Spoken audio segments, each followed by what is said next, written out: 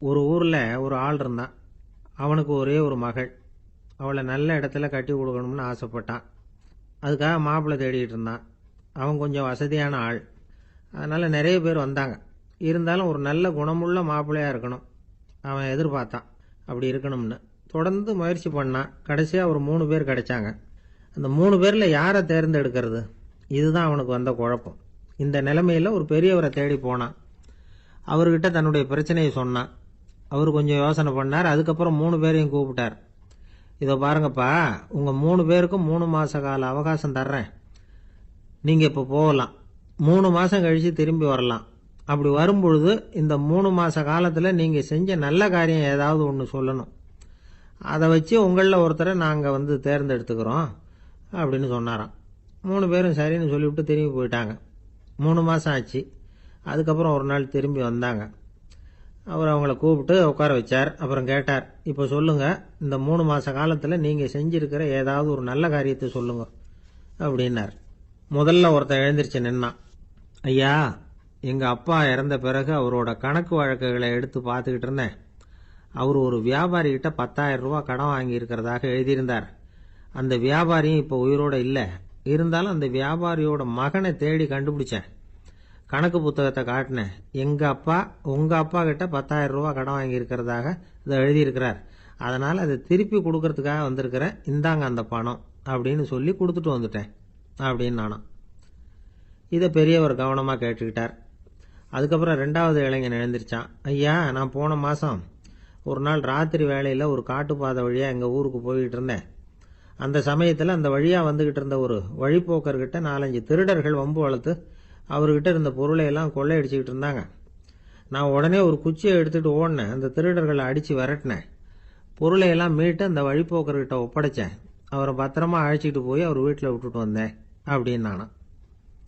இதையும் பெரியவர் கவனமாக கேட்டுக்கிட்டார். அடுத்தபடியாக 3வது இளைஞன் எழுந்திருச்சான். ஐயா, போன மாதம் ஒரு நாள் நான் ஒரு மலைப்பாதை வழியாக போய்கிட்டு இருந்தேன். மலைப்பாதை விளிம்பில் ஒரு மதகு கட்டை, அது மேலே ஒரு ஆள் படுத்து தூங்கிட்டு இருந்தான். அந்த பக்கம் தவறி உருண்டு விழுந்திருந்தான்னா அதில் பாதாளம். அது மலையடி வாரத்தில் போய் தான் விழணும். அவ்வளவு பள்ளம். அது தெரியாமல் அவன் பாட்டுக்கு தூங்கிட்டு இருந்தான். நான் உடனே அவன்கிட்ட ஓடி போய் குனிஞ்சு அவன் முகத்தை பார்த்தேன். அப்போ தான் புரிஞ்சுது, அவன் ஏற்கனவே எனக்கு தெரியும். அவனை எனக்கு நிறைய கெடுதல் பண்ணியிருக்கிறான், இடைஞ்சல் கொடுத்தவன். இருந்தாலும் ஐயோ பாவம்னு நினச்சி அவனை எழுப்பி பாதுகாப்பாக வேற ஒரு இடத்துல படுக்க வச்சுட்டு வந்தேன் அப்படின்னு நானும். பெரியவர் இதையும் கேட்டுக்கிட்டார். அதுக்கப்புறம் அவங்க 3 பேரையும் பார்த்து, நீங்கள் போகலாம், நாங்கள் யோசித்து முடிவு பண்ணி உங்களுக்கு சொல்லி அனுப்புகிறோம் அப்படின்னாராம். அந்த இளைஞர்கள் புறப்பட்டு போயிட்டாங்க. அதுக்கப்புறம் அந்த பெண்ணோட அப்பாவை பார்த்து சொன்னார், இந்த 3 பேருமே நல்ல பிள்ளைங்க தான், அதில் ஒன்றும் சந்தேகம் இல்லை. இருந்தாலும் இந்த 3 பேர் செஞ்ச செயல்களையும் ஒப்பிட்டு பார்க்க வேண்டியிருக்கு. முதல் இளைஞன் நேர்மைக்கு எடுத்துக்காட்டாக விளங்குறான். இந்த காலத்தில் இது மாதிரி இளைஞர்களை பார்க்கறது ரொம்ப கஷ்டம்தான். இருந்தாலும் அவன் கடமையை தான் செஞ்சான். 2வது இளைஞன் நல்ல வீரன், தைரியசாலி. ஒரு வீரன் எதை செய்யணுமோ அதைத்தான் இவன் செஞ்சான். இவன் ஒரு லட்சிய மனிதன். 3வது இளைஞன் தன்னுடைய பகைவனுக்கே உதவி செஞ்சிருக்கான். அவன் உயிரை காப்பாற்றியிருக்கிறான். பகைவனுக்கு அருள்வதுங்கிறது ஒரு சாதாரண மனுஷனால் செய்யக்கூடிய காரியம் இல்லை. பகையை மறக்கிறதும் பகைவனுக்கு அருள்வதும் தெய்வீக பண்புகள். அதனால் இவனையே உன்னுடைய மகளுக்கு ஏற்ற மாப்பிள்ளையா தேர்ந்தெடுக்கலாம் அப்படின்னு சொன்னாங்களாம். ஒரு நல்ல நாளில் அவங்களுக்கு திருமணம் நல்ல விதமாக நடந்து முடிஞ்சுதான். இது சுவாமி சின்மயானந்தர் சொல்லியிருக்கிற ஒரு கதை. இதிலிருந்து நாம் புரிந்து கொள்ள வேண்டிய ஒரு கருத்து, நமக்கு கெடுதல் பண்ணவங்களுக்கும் நாம் நல்லது செய்யணும். ஆனால் நடைமுறையில் அப்படி நம்மளால் செய்ய முடியறதில்ல. அதுதான் சிக்கல். நம்மால் ஒருத்தங்கிட்ட கேட்டேன், ஏண்டா உன்னுடைய பகைவன் ஒருத்தன் அது மாதிரி ஒரு மலைப்பாதை மதகு கட்டையில் படுத்திருந்தா உடனே நீ என்ன நினைப்ப அப்படின்னு கேட்டோம். இது ஒரு அருமையான சந்தர்ப்பம்னு நினைப்பேன் அப்படின்னா. எதுக்குன்னு கேட்டோம். அவனை அந்த பக்கமாக உருட்டி கீழே தள்ளுறதுக்கு அப்படின்னா. ஒரு காடு, நல்ல மரம்லாம் செழிச்சு இருந்தது. அப்படிப்பட்ட காட்டில் ஒரு சாது இருந்தார். அவர் எப்படின்னா, எப்பவும் ஒரு மரத்தடியில் உட்காந்துருப்பார். ஏன்னா அவருடைய இருப்பிடமே அதுதான். அவர் என்ன பண்ணுவார், 3 கல் வச்சுருந்தார். செங்கல் மாதிரி இருக்கும், ஆனால் அதை விட கொஞ்சம் பெருசாக இருக்கும். எதுக்கு அந்த 3 கல்லுன்னா, அதுதான் அவருடைய படுக்கை. அதாவது தூங்குறப்ப ஒரு கல்லை தலைக்கு கீழே வச்சுக்குவார், இன்னொரு கல்லை இடுப்புக்கு கீழே வச்சுக்குவார், இன்னொரு கல்லை காலுக்கு கீழே வச்சுக்குவார். உடம்ப வந்து அப்படியே ஒரு தகட்டால மூடிக்குவார். அப்படியே தூங்கி போடுவார். மழை பெய்யுதுன்னு வச்சுங்க, அவர் உடம்பு வந்து 3 கல் மேலே இருக்குதா, அதனால தண்ணி வந்து அடியில் ஓடி போடும், உடம்பு நனையாது. மேலே தகடு இருக்கிறதுனால மழையும் உடம்புல படாது. அவர் தூக்கமும் கெடாது, நிம்மதியாக தூங்குவார். பகலில் அந்த 3 கல்லையும் ஒரு சேர ஒரு அடுப்பு மாதிரி வச்சு அது மேலே உட்காந்துக்குவார். அதனால் பாம்பு பூச்சி எதுவும் அவரை வந்து தொந்தரவு பண்ணுறதில்ல. அது பாட்டுக்கு நகர்ந்து போயிடும். அவர் பாட்டுக்கு நிம்மதியாக இருப்பார். யாராவது எதையாவது கொண்டுகிட்டு வந்து கொடுத்தா அதை வாங்கி சாப்பிடுவார், அவ்வளவுதான். ஒரு நாள் அந்த நாட்டு அரசன் காட்டுக்கு வேட்டையாட வந்தான். அந்த வழியாக வந்தப்போ இந்த சாது படுத்திருக்கிறத பார்த்தான். பரிதாபப்பட்டான். ஐயோ பாவம், இவர் இப்படி இந்த கல் மேலே உடம்ப வச்சுக்கிட்டு தூங்குறாரு, என்ன பாடுபடுவார். இவரை நாம் வந்து அரண்மனைக்கு அழைச்சிட்டு போய் சுகமாக நிம்மதியாக இருக்கிறதுக்கு வழி செஞ்சு கொடுப்போம், அது ரொம்ப நல்லாயிருக்கும் அப்படின்னு நினச்சான். அப்படி நினச்சிக்கிட்டே அரண்மனைக்கு வந்துட்டான். அதுக்கப்புறம் ஒரு பல்லக்கையும் 2 சேவகர்களையும் காட்டுக்கு அனுப்பி அந்த சாதுவை மெதுவாக இங்கே அழைச்சிட்டு வந்துடுங்க அப்படின்னு சொல்லி அனுப்பி வச்சான். இவங்க போய் அவர்கிட்ட விவரத்தை சொன்னாங்க. எனக்கு என்னத்துக்கு அரண்மனை வாசம் அப்படின்னார். இருந்தாலும் மன்னர் உத்தரவு, நீங்கள் அவசியம் வரணும் அப்படின்னாங்க இவங்க. சரின்னு சொல்லிவிட்டு வேறு வழி இல்லாமல் புறப்பட்டார். புறப்படும் பொழுது என்ன பண்ணாருன்னா, மறக்காமல் அந்த 3 கல் ஒரு தகடு அதையும் எடுத்து பல்லக்கில் வச்சுக்கிட்டார். என்னத்துக்கு இதையெல்லாம் எடுத்து வைக்கிறாரு அப்படின்னு சொல்லி அவங்க யோசனை பண்ணாங்க. இருந்தாலும் அதை பற்றி ஒன்றும் கேட்கல. பேசாமல் அவரை அழைச்சிட்டு போய் அரண்மனையில் விட்டுட்டாங்க. அரசன் ஓடி வந்தான், வரவேற்றான், அறுசுவை உணவு படைச்சான். அவர் படுக்கிறதுக்கு தங்க கட்டில், பட்டு மெத்தை, இப்படி எல்லாம் ஏற்பாடு பண்ணி வச்சான். இங்கே படுத்து ஓய்வு எடுத்துங்க அப்படின்னு சொல்லிவிட்டு அவன் பாட்டு போயிட்டான். மறுநாள் காலையில் வந்து பார்க்குறான், சாது படுத்திருக்கிறார். எப்படி தெரியுமா, அந்த பட்டு மெத்தை மேலே 3 கல்லையும் வச்சு வழக்கம் போலவே அது மேலே படுத்திருக்கிறார். அதுக்கு மேலே தகடு. அரசன் பார்த்துட்டு அதிர்ச்சி ஆயிட்டான். என்ன சுவாமி இப்படி அப்படின்னா, சாது சொன்னார், எனக்கு வந்து தேவையும் இல்லை குறையும் இல்லை, எல்லா இடத்துலையும் எனக்கு ஒரே மகிழ்ச்சி தான் அப்படின்னார். மகிழ்ச்சிங்கிறது தங்க கட்டிலேயோ பட்டு மெத்தையிலேயோ இல்லை, அது வந்து மனசில் இருக்கிற ஒரு விஷயம். உண்மையான மகிழ்ச்சிக்கு வழி வந்து மனப்பக்குவம் அப்படிங்கிறது அந்த அரசனுக்கு புரிஞ்சுதான். இந்த காலத்தில் ஒரு சாமியார், அவரை தேடி ஒரு சீடன் வந்தான்.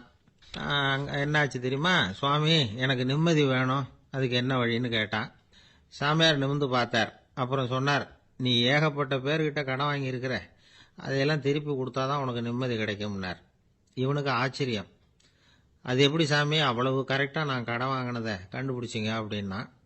உனக்கு கடன் கொடுத்து சாமியாராக போனதே நான் தான்ப்பா, அதனால தான் இந்த கதிக்கு வந்தேன். என்கிட்டயே வந்து நிம்மதிக்கு வழி கேட்குறிய, அதுதான்டா வேதனை அப்படின்னாராம் அவர். என்னுடைய நண்பர் ஒருத்தர், அவருக்கு ஜாதகத்தில் நம்பிக்கை உண்டு. அவரே ஜோசியமெல்லாம் பார்ப்பார். என்ன சார் இந்த காலத்தில் இதையெல்லாம் நம்பிக்கிட்டு இருக்கீங்களேன்னு கேட்டா, உங்களுக்கு ஒன்றும் தெரியாது சார், இந்த உலகத்தில் ஒவ்வொருத்தரும் அவங்கவுங்க செய்கிற நல்லது கெட்டதுக்கு தகுந்த பலனை அனுபவிச்சே தீரணும்பார். அது மட்டும் இல்லை, ஒருத்தன் செத்துட்டா கூட அவன் செஞ்ச பாவ புண்ணியங்கள் கூடவே போயிட்டு இருக்கோம்பார். அது எப்படி கூட போகும் அப்படின்னு குதர்க்கமாக கேட்டால், அதுக்கு அவர் ஒரு கதை சொன்னார். அது ரொம்ப சுவாரஸ்யமாக இருந்தது. ஒரு ஊரில் ஒருத்தர் இருந்தாராம். அவர் ஜோசியம் பார்க்குறதுல ரொம்ப கெட்டிக்காரரு. ஒருத்தருடைய தலைமுடியை மட்டும் அவர்கிட்ட காட்டினா போதும், அதை மட்டும் பார்த்துட்டு அவருடைய ஜாதகத்தையே சொல்லிவிடுவாராம். அப்பேற்பட்ட திறமை. அந்த ஆள் ஒரு சமயம் கன்னியாகுமரி கடற்கரைக்கு போயிருந்திருக்கிறார். அங்கே கரை ஓரமாக ஒரு மண்டை ஓடு கிடந்திருக்கு. அதை எடுத்து பார்த்துருக்கிறார்.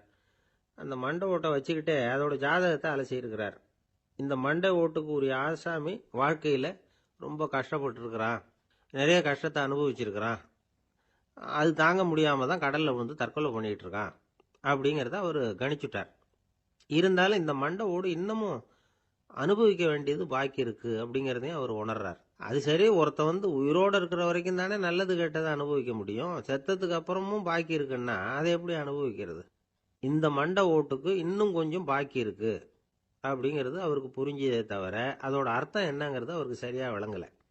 சரி, இதை இன்னும் கொஞ்சம் விவரமாக ஆராய்ச்சி பண்ணி பார்ப்போம் அப்படின்னு நினச்சிக்கிட்டு அதை தன்னுடைய வீட்டுக்கு எடுத்துகிட்டு போயிட்டார்.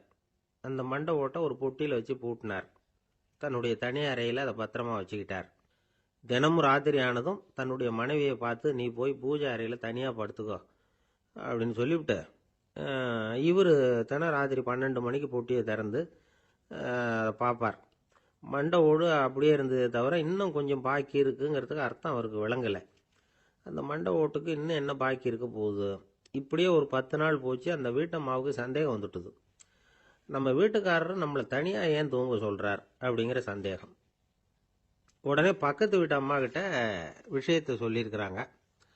அந்த அம்மா உடனே நீ கவலைப்படாத, நான் கண்டுபிடிச்சி சொல்கிறேன்னு சொல்லிவிட்டாங்களாம். அன்னைக்கு ராத்திரியே ஜன்னல் வழியாக எட்டி பார்த்துருக்குறாங்க. இந்த ஆள் மண்டை ஓட்டை கையில் வச்சுக்கிட்டு அதை திருப்பி திருப்பி அப்படியும் அப்படியும் பார்த்துக்கிட்டு இருந்தது தெரிஞ்சுட்டுது. மறுநாள் காலையில் அவரோட மனைவியை பார்த்தாங்க. ஏம்மா, உன் வீட்டுக்காரருக்கு நீ முதல் மனைவியா 2வது மனைவியா அப்படின்னு கேட்டாங்க. எனக்கு தெரிஞ்ச வரைக்கும் நான் ஒருத்தி தான் அவருடைய மனைவின்னாங்க. அப்படி இல்லை, நீ அவருக்கு 2வது மனைவி. முதல் மனைவியின் மண்டை ஓடு தான் அவர் கையில் இருக்குப்போ, அதை தான் அவர் தினமும் ராத்திரியில் எடுத்து பார்த்துக்கிட்டு இருக்கிறாரு அப்படின்னு விட்டாங்க அந்த அடுத்த வீட்டம்மா. அப்படியா விஷயம்னு சொல்லிவிட்டு கணவன் வீட்டில் இல்லாத நேரமாக பார்த்து அந்த மண்டை ஓட்டை எடுத்து கொண்டாந்து ஒரு உரல்ல போட்டு உலக்கையால் குத்தி நொறுக்க ஆரம்பிச்சுட்டுது அந்த அம்மா. வெளியே போயிருந்த அந்த ஆள் அப்போ தான் உள்ளே நுழைஞ்சார். மண்டை ஓடு உலக்கை கிட்ட குத்து வாங்கிட்டு இருக்கு. அது அனுபவிக்க வேண்டியது இன்னும் கொஞ்சம் பாக்கி இருக்கு அப்படிங்கிறதுக்கான அர்த்தம் எனக்கு இப்போதான் புரிஞ்சுதுன்னாராம் அவர். இந்த கதையிலிருந்து நாம் இன்னொரு நீதியையும் புரிஞ்சுக்கணும். அதாவது நம்ம வீட்டை பற்றி நமக்கு தெரியாததெல்லாம் அடுத்த வீட்டுக்காரங்களுக்கு நல்லா தெரியும். ஒரு அம்மா, அவங்களுக்கு 35 வயசு இருக்கும். குடும்பத்தில் எந்த கஷ்டமும் இல்லை. இருந்தாலும் காரணம் இல்லாமல் பிள்ளைங்க பேரில் கோவப்படுறது, எரிஞ்சு விழுறது அவங்க வழக்கம். பிள்ளைங்க அழும். உடனே அவங்க மனசும் சங்கடப்படும். இன்னொரு அம்மா, நல்ல வேலையில் இருக்கிறவங்க, வாரத்துக்கு ஒரு தடவையாவது தலைவலி வந்துடும். இவங்களுக்கெல்லாம் உடம்புல எந்த கோளாறும் இல்லை, மனசு மட்டும் சரியாக இருக்காது. தூக்க மாத்திரை கையில் வச்சுருப்பாங்க. 30-35 வயசுடைய பெண்களுக்கு சர்வசாதாரணமாக காணப்படுகிற மனக்கோளாறு இது. இதுக்கு பேர் மனவாட்டம், டிப்ரெஷன், மனமடிவு அப்படின்னு சொல்லலாம். இந்த நோய்க்கு அறிகுறி என்ன தெரியுமா? மனசில் வருத்தமான உணர்வு இருக்கும். அடிக்கடி அழலாம் போல தோணும். முன்னால எல்லாம் எந்தெந்த செயலில் ஆர்வம் இருந்ததோ அதெல்லாம் குறைஞ்சிரும், அல்லது சுத்தமாகவே ஆர்வம் இல்லாமல் போயிடும். சில பெண்கள் இளம் வயசில் பக்கத்தில் இருக்கிறவங்க கிட்ட கலகலப்பாக பேசுவாங்க, வீட்டை அலங்கரிக்கிறதுல ஆர்வம் இருக்கும். இப்போ அதுலெல்லாம் ஆர்வம் இல்லாமல் போயிடும். எந்த வேலை செஞ்சாலும் சீக்கிரம் களைப்பு அடைஞ்சுடுறது மாதிரி ஆகிடும். நமக்கு யாருமே உதவியாக இல்லை, நம்ம எல்லாரும் கை விட்டுட்டாங்க போல இருக்குதே அப்படிங்கிற உணர்வுலாம் உண்டாகும். தன்னைத்தானே குறை சொல்லிக்குவாங்க. நாம் தப்பு பண்ணிவிட்டோம் போல இருக்குதே அப்படின்னு தோணும். குற்றம் பண்ணிட்டதா நினச்சி கஷ்டப்படுவாங்க. பசி இருக்காது, தூக்கத்தில் தொந்தரவு இருக்கும். அடிக்கடி செத்து போடலாங்கிற உணர்வு வரும். தற்கொலை பண்ணிக்கலாங்கிற எண்ணம் உண்டாகும். சில பேர் தற்கொலை முயற்சியில் கூட ஈடுபடுவாங்க. சில பேருக்கு பலவிதமான உடல் வலிகள் இருக்கும், பலவீனம் இருக்கும், சீக்கிரமாக களைப்படைஞ்சு போடுவாங்க. இதெல்லாம் மனவாட்ட நோய்க்கான தன்மைகள். இந்த மனவாட்டம், அதாவது டிப்ரெஷனை 2 வகையாக பிரிக்கலாமா. ஒன்று தானாக உண்டாக்கிக்கிறது, இன்னொன்று எதிர் விளைவை உண்டு பண்ணுகிற அல்லது நரம்பு சம்பந்தப்பட்ட டிப்ரெஷன். தானாக உண்டாக்கிக்கிற மனவாட்ட நோய் இருக்கு பாருங்க, அதுக்கு ஏதாவது சூழ்நிலை காரணமாக இருக்கலாம் அல்லது இல்லாமலும் போகலாம். மூளையில் டொப்பாமைன் அல்லது செரட்டோனின் இதோட அளவு குறையும் பொழுது இந்த டிப்ரெஷன் உண்டாகுது. இதுக்கு ஓரளவு பிறவி காரணங்கள் கூட இருக்கலாம். குடும்பத்தில் வேற சிலருக்கும் வரலாம். பாதிக்கப்பட்ட பெண்ணை பார்க்கறதுக்கு பலவீனமாக தெரியும், கடுமையான குற்ற உணர்வு இருக்கும், தனியாக இருக்கிறதுக்கு ஆசைப்படுவாங்க, நடு ராத்திரியில் எழுந்திரிச்சு உட்காந்து கஷ்டப்பட்டுக்கிட்டு இருப்பாங்க, கொடூரமான முறையில் தற்கொலை பண்ணிக்க முயற்சி பண்ணுவாங்க, தீ வச்சுக்கிறது, அமிலத்தை குடிக்கிறது, தூக்கில் தொங்குறது. இப்படி தானாக வரவழைச்சிக்கிற மனவாட்ட நோய் மறையக்கூடிய நோய். ஒரு தடவை வந்தால் 3லேருந்து 6 மாதம் வரைக்கும் நீடிக்கும். இடைப்பட்ட காலங்களில் நோயாளி இயல்பாக இருப்பார். எதிர் விளைவை உண்டு பண்ணுகிற அல்லது நரம்பு சம்பந்தப்பட்ட மனவாட்ட நோய் எப்படின்னா, கணவன் மனைவி, மாமியார் மருமகள், இப்படிப்பட்ட உறவு முறை பிரச்சனைகள், தோல்விகள், எரிச்சல்கள், ஆபீஸ் பிரச்சனை, இப்படிப்பட்ட சூழ்நிலையால் உண்டாகிறது. எல்லாத்துக்கும் மருந்து இருக்குது, மார்க்கம் இருக்குது, கவலைப்பட வேண்டியதில்லை, தைரியமாக இருக்கணும். உளவியல் மருத்துவம் இதுக்கு ரொம்ப உபயோகமாக இருக்கும். சில பெண்களை பாருங்கள், அவங்க எதுக்கும் அலட்டிக்கிறது இல்லை. ஒரு அம்மா அப்படிதான் தன்னுடைய கணவனை அழைச்சிக்கிட்டு ஒரு மனநோய் மருத்துவர்கிட்ட வந்தாங்க. டாக்டர், எங்கள் வீட்டுக்காரர் திடீர்னு ஒரு மாதிரி ஆயிட்டார், வித்தியாசமாக நடந்துகிறார், எப்படின்னா, இவர் தன்னையே ஒரு ஒட்டட குச்சியா நினைச்சுக்கிட்டு இருக்கிறார். அப்படி நினைச்சுக்கிட்டு தன்னுடைய தலையாலேயே வீட்டில் உள்ள ஒட்டடையெல்லாம் தொடச்சிக்கிட்டு இருக்கிறார் அப்படின்னாங்க. எவ்வளவு நாளா அப்படி இருக்குதுன்னு கேட்டார் டாக்டர். ஒரு வாரம் அப்படி இருக்குது அப்படின்னாங்க அந்த அம்மா. அப்படின்னா முன்னாடியே ஏன் அழைச்சிட்டு வரல அப்படின்னு கேட்டார் டாக்டர். வீடு பூரா சுத்தமாகட்டுமேனு பார்த்துக்கிட்டு இருந்தேன் டாக்டர் அப்படின்னாங்களாம் அந்த அம்மா. நம்பிக்கை இல்லைன்னா இந்த உலகத்தில் நாம் நடமாடவே முடியாது. அவநம்பிக்கையோடு இருந்துக்கிட்டு இருந்தா என்னைக்கும் அவஸ்தை தான். நாம் நம்புறது நடக்குதோ இல்லையோ அது வேற விஷயம். ஆனால் எதையும் நம்பி தான் நாம் அடி வைக்க வேண்டியிருக்கு. வேற ஒன்றும் வேணாம், ஒரு லாட்ரி சீட்டு வாங்குகிறோம், அது எங்கே நமக்கு விழப்போகுது அப்படிங்கிற அவநம்பிக்கையோடவா வாங்குகிறோம்? பரிசு நமக்கு தான் அப்படிங்கிற நம்பிக்கை உள்ளூர இருக்கிறதுனால தான் அதை வாங்குகிறோம். இருந்தாலும் முடிவு வேற மாதிரி ஆயிடுது. அதுக்காக மனசு சோர்ந்து போகிறதில்ல. அடுத்த மாதமும் சீட்டு வாங்குகிறோம். இந்த நம்பிக்கை தான் மனித வாழ்க்கைக்கு ஆதாரம். ஒரு கடையில் போய் டீ சாப்பிட்றீங்க, அந்த டீ நல்ல டீ தானா, அதில் விஷம் கலந்துருக்குமா அப்படிங்கிற சந்தேகம் வந்துட்டுதுன்னு வச்சுங்க. அதுக்கப்புறம் அதை எப்படி நீங்கள் சாப்பிட முடியும்? நம்பி தான் சாப்பிட்ணும். ரயில் ஒழுங்காக போய் சேருங்கிற நம்பிக்கை இருக்கிறதுனால தான் அதில் ஏறி உட்காடுறோம். லெட்டர் ஒழுங்காக போய் சேருங்கிற நம்பிக்கை இருக்கிறதுனால தான் பெட்டியில் போடுறோம். சரி, நம்ம கதையெல்லாம் நம்மளோட இருக்கட்டும். மனித நம்பிக்கை எந்த அளவுக்கு உறுதியாகவும் அறிவுபூர்வமாகவும் இருக்கணுங்கிறதுக்கு அலெக்சாண்டர் வாழ்க்கையில் நடந்த ஒரு சம்பவத்தை உதாரணமாக சொல்லலாம். இந்த உலகத்தையே ஜெயிக்கணும்னு புறப்பட்டார் அலெக்சாண்டர். ஒரு கட்டத்தில் அவர் சிட்னஸ் நதி கரைக்கு சேர்ந்தார். அந்த சமயத்தில் அவருக்கு கடுமையான நோய் வந்துட்டுது. அவர் கூடவே வந்திருந்த கிரேக்க வைத்தியர்கள் என்னென்னமோ முயற்சியெல்லாம் பண்ணி பார்த்தாங்க. இருந்தாலும் அலெக்சாண்டருக்கு வந்திருக்கிறது என்ன நோய்ங்கிறத அவங்களால கண்டுபிடிக்க முடியல. ஏன்னா அந்த பகுதியில் உள்ளவங்களுக்கு மட்டுமே அதிகமாக வரக்கூடிய ஒரு வினோதமான நோயாக இருந்தது அது. ஆனால் அவர் இருக்கிற இடம் எதிரியோட இடம், பாரசீக மன்னனோட ஆளுகைக்கு உட்பட்ட இடம். என்ன பண்ணுறது அப்படின்னு எல்லாரும் யோசனை பண்ணாங்க. பாரசீக மன்னனோட அரண்மனையில் இருக்கிற வைத்தியர் வந்தால் இந்த நோயை குணப்படுத்தி விடுவார் அப்படின்னு சொன்னாங்க. இருந்தாலும் எதிரியோட நாட்டில் இருக்கிற வைத்தியரை கூப்பிட்டு எப்படி நம்பி வைத்தியம் பார்க்க சொல்கிறது அப்படின்னு சொல்லி எல்லாரும் தயங்கினாங்க. ஆனால் அலெக்சாண்டர் தயங்கலை. பரவாயில்ல, அழைச்சிட்டு வாங்கன்னு விட்டார். உடனே அவரை போய் அழைச்சிட்டு வந்துட்டாங்க. அவர் வந்தார். அலெக்சாண்டர் உடம்பை பரிசோதனை பண்ணி பார்த்தார். சரி, இதை குணப்படுத்தி விடலாம், பயப்பட வேண்டியதில்லை. ஆனால் இதுக்கு ஒரு மூலிகை ரசம் தயார் பண்ணி கொடுக்கணும். நான் போய் அதை தயார் பண்ணிவிட்டு 2 நாளில் திரும்பி வந்துடுறேன் அப்படின்னு சொல்லிவிட்டு போனார் அந்த வைத்தியர். அதே மாதிரி 2 நாளில் திரும்பி வந்தார் மூலிகை ரசத்தோட. இதுக்கு இடையில அலெக்சாண்டரோட தளபதிகளில் ஒருத்தர் ரகசியமாக ஒரு எச்சரிக்கை கடிதம் கொடுத்து அனுப்பியிருக்கிறான். அதை வாங்கி என்ன விஷயம்னு பார்த்தார். இப்போ உங்ககிட்ட வந்திருக்கிற எதிரி நாட்டு வைத்தியரை நம்பாதீங்க, அவன் கொண்டுகிட்டு வந்திருக்கிற மூலிகை ரசத்தில் விஷம் கலந்துருக்குது அப்படின்னு அதில் எழுதியிருக்கு.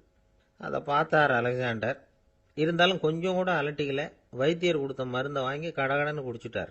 குடிச்சுட்டு அதுக்கப்புறம் அந்த கடிதத்தில் இருந்த விஷயத்தை அந்த வைத்தியர்கிட்ட சொன்னார். வைத்தியர் தகைச்சு போயிட்டார். தன் மேலே அலெக்சாண்டர் வச்சிருக்கிற நம்பிக்கையை பார்த்து அவருக்கு ரொம்ப வியப்பு.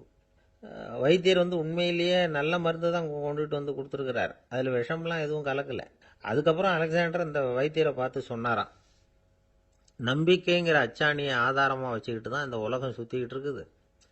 எனக்கு எதிரியாக இருந்தாலும் பாரசீக மன்னர் ரொம்ப பெரியவர். அப்பேற்பட்ட மன்னருடைய அரண்மனை வைத்தியர் தொழில் நேர்மை இல்லாதவராக இருக்க முடியாது, இருக்க மாட்டார்.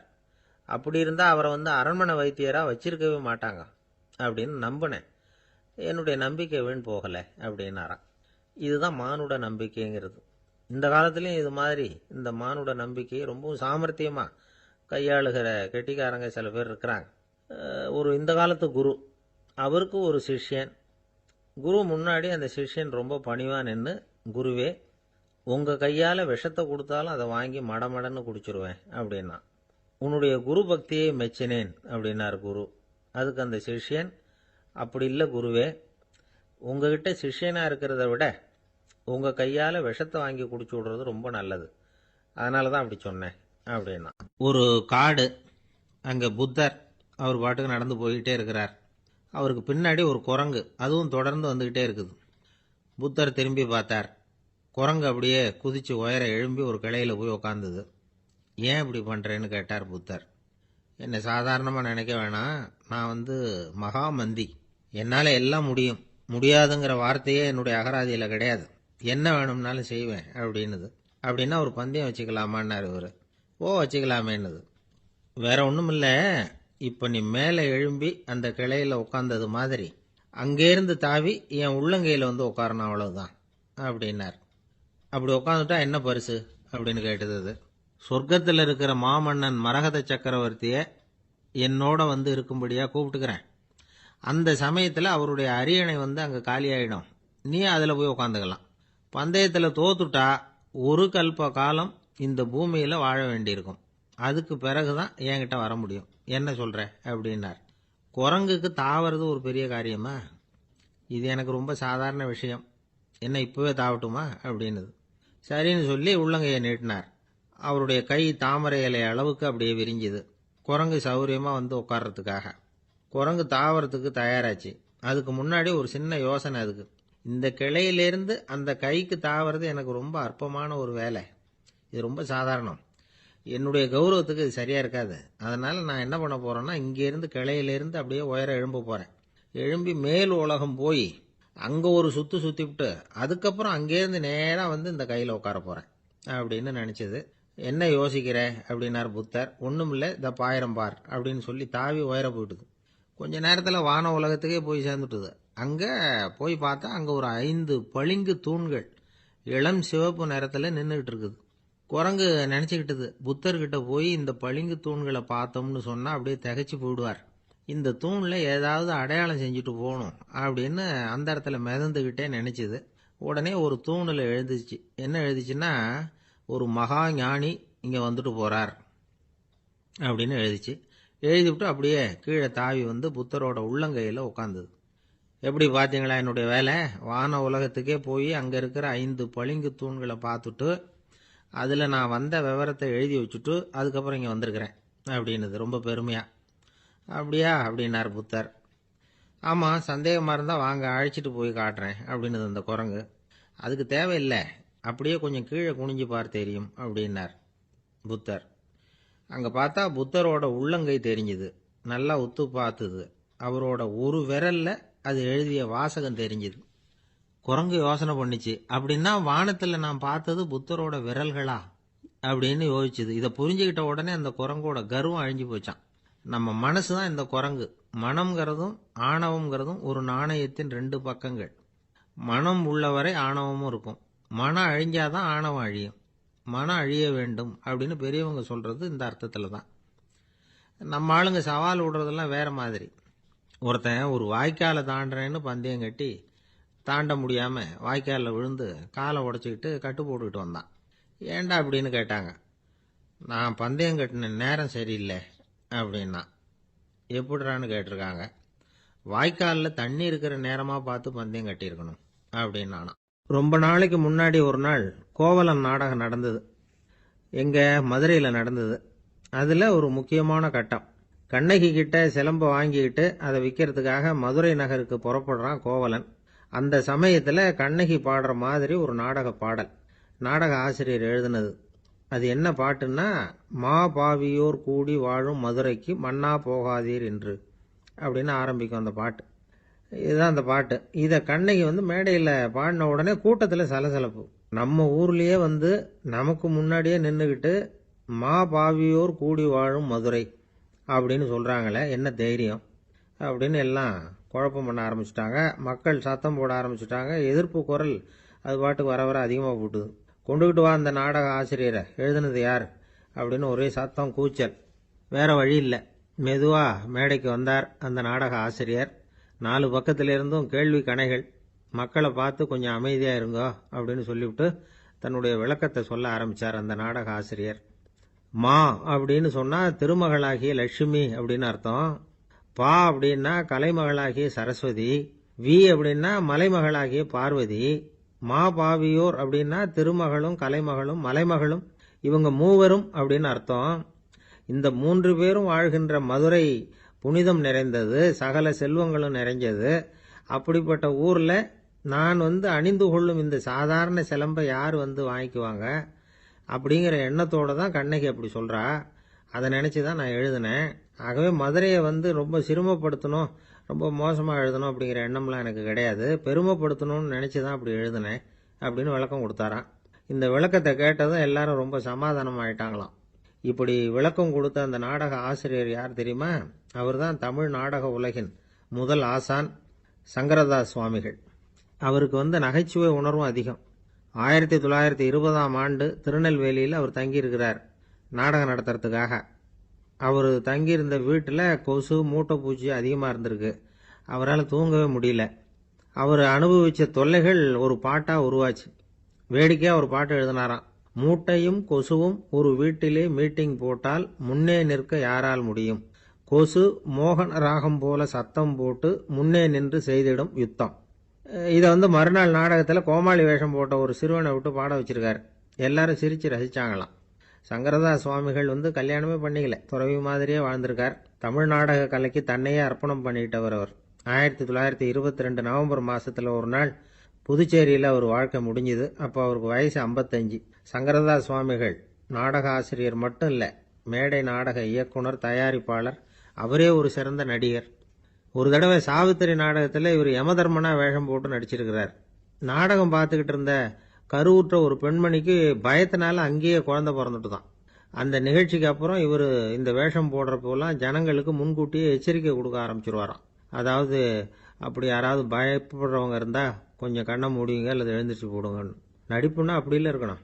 இந்த காலத்தில் நடிகர் ஒருத்தர் சொன்னார், சார் நான் இந்த நாடகத்தில் நடிக்கிறப்போ முகத்தில் நவரசங்களையும் காட்டி நடித்தேன், உணர்ச்சிகளை எல்லாம் நல்லா காட்டி நடித்தேன். அப்படி இருந்தும் ஜனங்கள் கல் எடுத்து மேடையில் வீசிவிட்டாங்க சார் அப்படின்னார். நாடகத்தில் உங்களுக்கு என்ன வேஷம் அப்படின்னு கேட்டாங்க. அது செத்து கிடக்கிற பணமாக நடித்தேன் சார் அப்படின்னார். ஒரு ஊரில் ஒரு ஞானி இருக்கிறார். ரொம்ப பெரிய ஞானி. ரொம்ப வயசாயிட்டுது. கடைசி காலத்தில் அவர்கிட்ட சில பேர் வந்தாங்க. உங்கள் குரு யார் அப்படின்னு கேட்டாங்க. அவர் நிமிர்ந்து பார்த்தார். எனக்கு ஆயிரக்கணக்கான குருமார்கள் உண்டு. அவங்க பேரெல்லாம் சொல்லணும்னா இந்த காலம் பத்தாது. ஆனால் முக்கியமான ஒரு 3 பேரை பற்றி மட்டும் உங்களுக்கு சொல்கிறேன் அப்படின்னாராம். அப்புறம் சொன்னார், அந்த 3 பேரில் ஒருத்தன் ஒரு திருடன். ஒரு சமயம் ஒரு பாலைவனம் வழியாக நான் போய்கிட்டு இருந்தேன். அப்போது வழி தவறி போய் ஒரு கிராமத்துக்கு போயிட்டேன். அது இருட்டு நேரம், நடுராத்திரி, ஊரே உறங்கி போச்சு. அந்த நேரத்தில் ஒரு ஆள் மட்டும் ஒரு வீட்டு சுவத்தில் ஏதோ பண்ணி உள்ளே நுழையிறதுக்கு முயற்சி பண்ணிகிட்டு இருக்கிறான். அவங்கிட்ட போய் நான் இன்னைக்கு இங்கே எங்கே தங்க முடியும் அப்படின்னு கேட்டேன். அதுக்கு அவன், இந்த ராத்திரி வேளையில் அது ரொம்ப சிரமம், ஒரு திருடனோட உங்களால் தங்க முடியும்னா நீங்கள் என்னோட தங்கலாம் அப்படின்னா. நான் அவங்க கூட 1 மாதம் தங்கியிருந்தேன். ஒவ்வொரு நாள் ராத்திரியும் இப்போ நான் என்னுடைய வேலைக்கு போகிறேன், நீங்கள் ஓய்வு எடுத்துக்கோங்க அப்படின்னு சொல்லிவிட்டு போவான். அவன் திரும்பி வந்த உடனே உனக்கு ஏதாவது கிடைச்சிதான்னு நான் கேட்பேன். அதுக்கு அவன், இன்னைக்கு ராத்திரி ஒன்றும் இல்லை, நாளைக்கு மறுபடியும் முயற்சி பண்ணுவேன் அப்படின்பா. எப்பவும் அவன் நம்பிக்கை இழந்ததே கிடையாது. எப்பவும் சந்தோஷமாகவே இருப்பான். நானும் ரொம்ப காலமாக தியானம் பண்ணிக்கிட்டே இருந்தேன். ஒன்றுமே நடக்கலை. ஆனால் நான் என்ன பண்ணேன் தெரியுமா? மனசு வருத்தப்படும், நம்பிக்கை இழந்துருவேன். அப்போல்லாம் அந்த திருடனுடைய விடாமுயற்சி தான் ஞாபகத்துக்கு வரும். அதனால் அந்த திருடன் எனக்கு ஒரு குரு. என்னுடைய 2வது குரு யாருன்னா அது ஒரு நாய். இது எப்படின்னா, ஒரு சமயம் எனக்கு ரொம்ப தாகமாக இருந்தது. ஒரு நதியை நோக்கி போய்கிட்டு இருந்தேன். அப்போ ஒரு நாயும் வந்தது. அதுக்கும் தாகம். ஓடி ஆற்றை பார்த்தது. அதோட நிழல் ஆற்றுல தெரிஞ்சது. அதை பார்த்ததும் பயந்துட்டுது. அதாவது அது தன்னுடைய சொந்த உருவத்தையே கண்டு பயந்தது. அதை பார்த்து குறைக்குது, திரும்பி ஓடிச்சு. ஆனால் அதுக்கு தாகம் அதிகமாக இருந்ததுனால அது மறுபடியும் திரும்பி வந்தது. பார்த்தா மறுபடியும் தண்ணியில் நாயோட உருவம் தெரியுது. இப்படி சில தடவை பண்ணிச்சு. இருந்தாலும் கடைசியில் தண்ணியில் குதிச்சுட்டுது துணிஞ்சி. இப்படி குதித்த உடனே அதோட உருவமும் மறைஞ்சுட்டுது. இதை பார்த்தேன். நான் என்ன புரிஞ்சுக்கிட்டேன்னா, எவ்வளவுதான் பயம் இருந்தால் கூட ஒருத்தன் தைரியமாக காரியத்தில் இறங்கணும் அப்படிங்கிறத புரிஞ்சுக்கிட்டேன். இந்த போதனை அந்த நாய்கிட்ட இருந்து எனக்கு கிடைச்சிது. இது ஒன்று. அடுத்தது என்னுடைய 3வது குரு யாருன்னா அது ஒரு சின்ன குழந்தை. நான் ஒரு சமயம் ஒரு நகரத்துக்கு போனேன். அங்கே ஒரு குழந்தை எரிகிற மெழுகுவத்தி ஒன்று எடுத்துக்கிட்டு வந்தது. நான் அந்த குழந்தைய பார்த்து வேடிக்கையாக கேட்டேன், ஏன் பாப்பா இந்த மெழுகுவத்தியை நீயாவே கொளுத்துனியா அப்படின்னு கேட்டேன். ஆமான்னுது அந்த குழந்தை.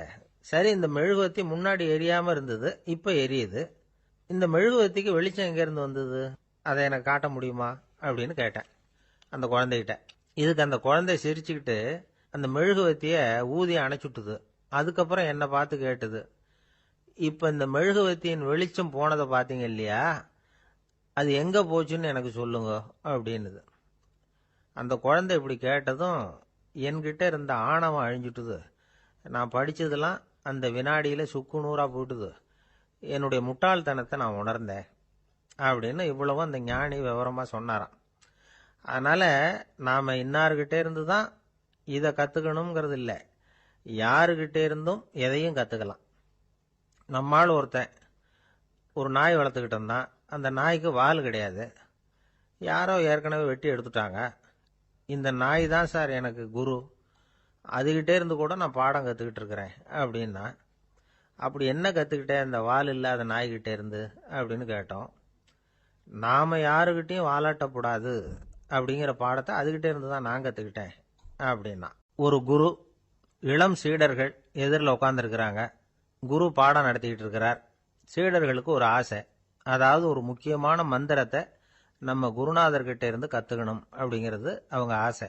அது என்ன மந்திரம்னா, இறந்தவரை உயிர்ப்பிக்கக்கூடிய புனித மந்திரம், அதாவது செத்தவங்களுக்கு மீண்டும் உயிர் உண்டாக்குகிற மந்திரம். குருவே, தயவு பண்ணி அந்த மந்திரத்தை எங்களுக்கு உபதேசிக்கணும் அப்படின்னு கேட்டாங்க. அது ரொம்ப ஆபத்தானது, அது என்னத்துக்கு உங்களுக்கு வேண்டாமேன்னாராம் குரு. எங்களுடைய நம்பிக்கை உறுதிப்படுறதுக்காகத்தான் கேட்குறோம், வேற ஒன்றும் இல்லை அப்படின்னாங்களாம் சீடர்கள். பக்குவப்படாத அறிவுங்கிறது ரொம்ப ஆபத்தானது அப்படின்னாராம் குரு. இது சீடர்களுக்கு புரியல. அது எப்படிங்க பக்குவப்படாத அறிவு ஆபத்தானதுன்னு சொல்றீங்க, அப்படின்னா என்ன அப்படின்னு கேட்டிருக்காங்க சீடர்கள். குரு அதுக்கு விளக்கம் கொடுத்தாராம். அந்த மந்திரத்தை எப்போ பயன்படுத்தணுங்கிறது முக்கியம். அதை அறியக்கூடிய ஞானம் ஏற்படுகிற வரைக்கும் அதை தெரிஞ்சுக்காம இருக்கிறது தான் நல்லது, இல்லைன்னா ஆபத்துன்னாராம். ஆனால் அந்த சீடர்கள் அதை கேட்குற மாதிரி இல்லை, ரொம்ப பிடிவாதம் பண்ண ஆரம்பிச்சுட்டாங்க. சரி வாங்க சொல்கிறேன்னார் குரு. எல்லாரும் வந்தாங்க. அந்த புனித மந்திரத்தை அவங்களுக்கு ரகசியமாக உபதேசம் பண்ணார். உபதேசம் பண்ணிவிட்டு அவங்களுக்கு எச்சரிக்கையும் கொடுத்தார். இந்த மந்திரத்தை நல்லா ஆராய்ச்சி பார்த்ததுக்கு அப்புறம் தான் உச்சரிக்கணும், அவசரப்பட்டு எதுவும் செஞ்சிடக்கூடாது அப்படின்னு ஒரு தடவைக்கு பல தடவை எச்சரிக்கை கொடுத்தார். சரின்னு சொல்லிவிட்டு அவங்கெல்லாம் மந்திரத்தை கற்றுக்கிட்டு எழுந்திரிச்சு போயிட்டாங்க. ஒரு நாள் அந்த சீடர்கள் எல்லாம் மணற்பாங்கான இடத்துல அப்படியே நடந்து போயிட்டு இருக்கிறாங்க. ஒரு பாலைவன பகுதி மாதிரி ஒரு இடம். அங்க ஒரு இடத்துல எலும்புகள் குவியலா கிடந்தது.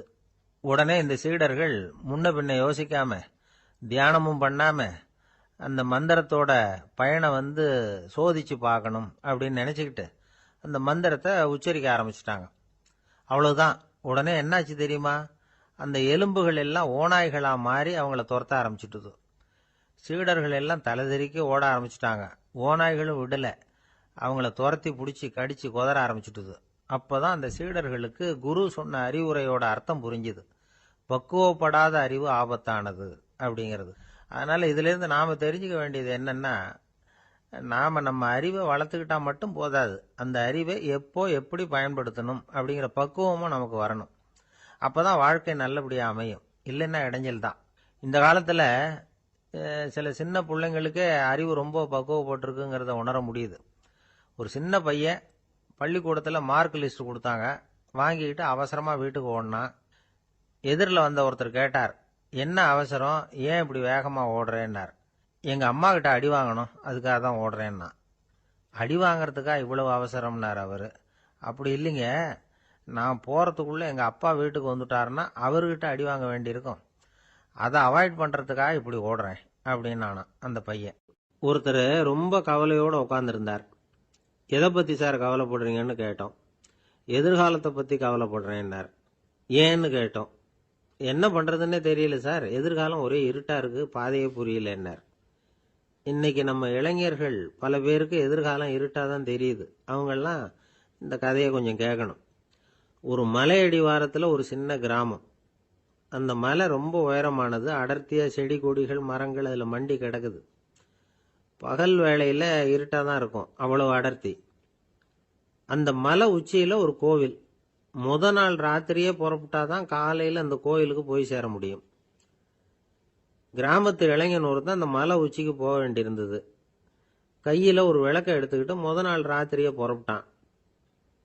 புறப்பட்டு போனவன் கிராமத்து எல்லையிலேயே நின்றுட்டான். ஏன் தெரியுமா, அவன் கையில் இருந்த விளக்கோட வெளிச்சம் 10 அடி தூரத்துக்கு தான் தெரியுது. அது வரைக்கும் தான் பாதை தெளிவாக இருக்குது. அதுக்கு அப்பால எல்லாம் ஒரே இருட்டாக இருக்குது, பாதை புரியல. இவன் யோசனை பண்ணி பார்த்தான். மனசுக்குள்ள ஒரு சந்தேகம். 10 அடி தூரம் தானே வெளிச்சம் தெரியுது, அப்படின்னா நாம் 10 அடி தூரம் தானே போக முடியும். அதுக்கும் அந்தாண்ட ஒரே இருட்டாக இருக்குதே, அதில் எப்படி நாம் நடந்து போகிறது? நாம் ரொம்ப தூரம் நடந்து போய் ஆகணுமே. அப்படிப்பட்ட நினப்பெல்லாம் அவனுக்கு வந்துட்டுது. இதுதான் அவன் மனசில் ஏற்பட்ட தயக்கம். இப்படி யோசிச்சுக்கிட்டே அந்த இளம் ஆசாமி புறப்பட்ட இடத்துலயே நின்றுகிட்டு இருக்கிறான். அந்த சமயத்தில் ஒரு வயசான பெரியவர் அந்த பக்கமாக வந்தார். அவர் கையில் இதை விட சின்னதாக ஒரு விளக்கு வச்சிருந்தார். அது எப்படின்னா அது ஒரு 5 அடி தூரத்துக்கு தான் வெளிச்சம் காட்டுது. அவ்வளவு சின்ன விளக்கு. அவரும் மலை உச்சிக்கு போகிறதுக்காக தான் வந்துகிட்டு இருக்கிறார். அவரை பார்த்து இவன் கேட்டான், என்ன பெரியவரே, இவ்வளவு சின்ன விளக்க வச்சுக்கிட்டு அவ்வளவு தூரத்துக்கு எப்படி மலையேற போறீங்க அப்படின்னு கேட்டான். நீ ஏன் இப்படி தயங்கிட்டே நிக்கிறேன்னு கேட்டார் பெரியவர். என்கிட்ட இருக்கிற விளக்கு 10 அடி தூரத்துக்கு தான் பாதையை காட்டுதுன்னா. இப்போ பெரியவர் சொன்னார், தம்பி, உன் கையில் இருக்கிற விளக்கு கொடுக்குற வெளிச்சத்தை வச்சு நீ முதல்ல 10 அடி தூரம் முன்னாடி போ. 10வது அடியில் போய் நின்றுக்கிட்டு பாரு, மறுபடியும் ஒரு 10 அடி தூரத்துக்கு பாதை தெரியும். இப்படி உன் கையில் இருக்கிற விளக்கு தொடர்ந்து வெளிச்சம் காட்டிக்கிட்டே இருக்கும். நீ முன்னேற முன்னேற அந்த வெளிச்சமும் முன்னேறும். அதனால எத்தனை கிலோமீட்டர் தூரம் வேணும்னாலும் நீ இந்த 10 அடி தூரம் வெளிச்சத்தை வச்சுக்கிட்டே நீ போயிடலாம், புறப்படு அப்படின்னார்.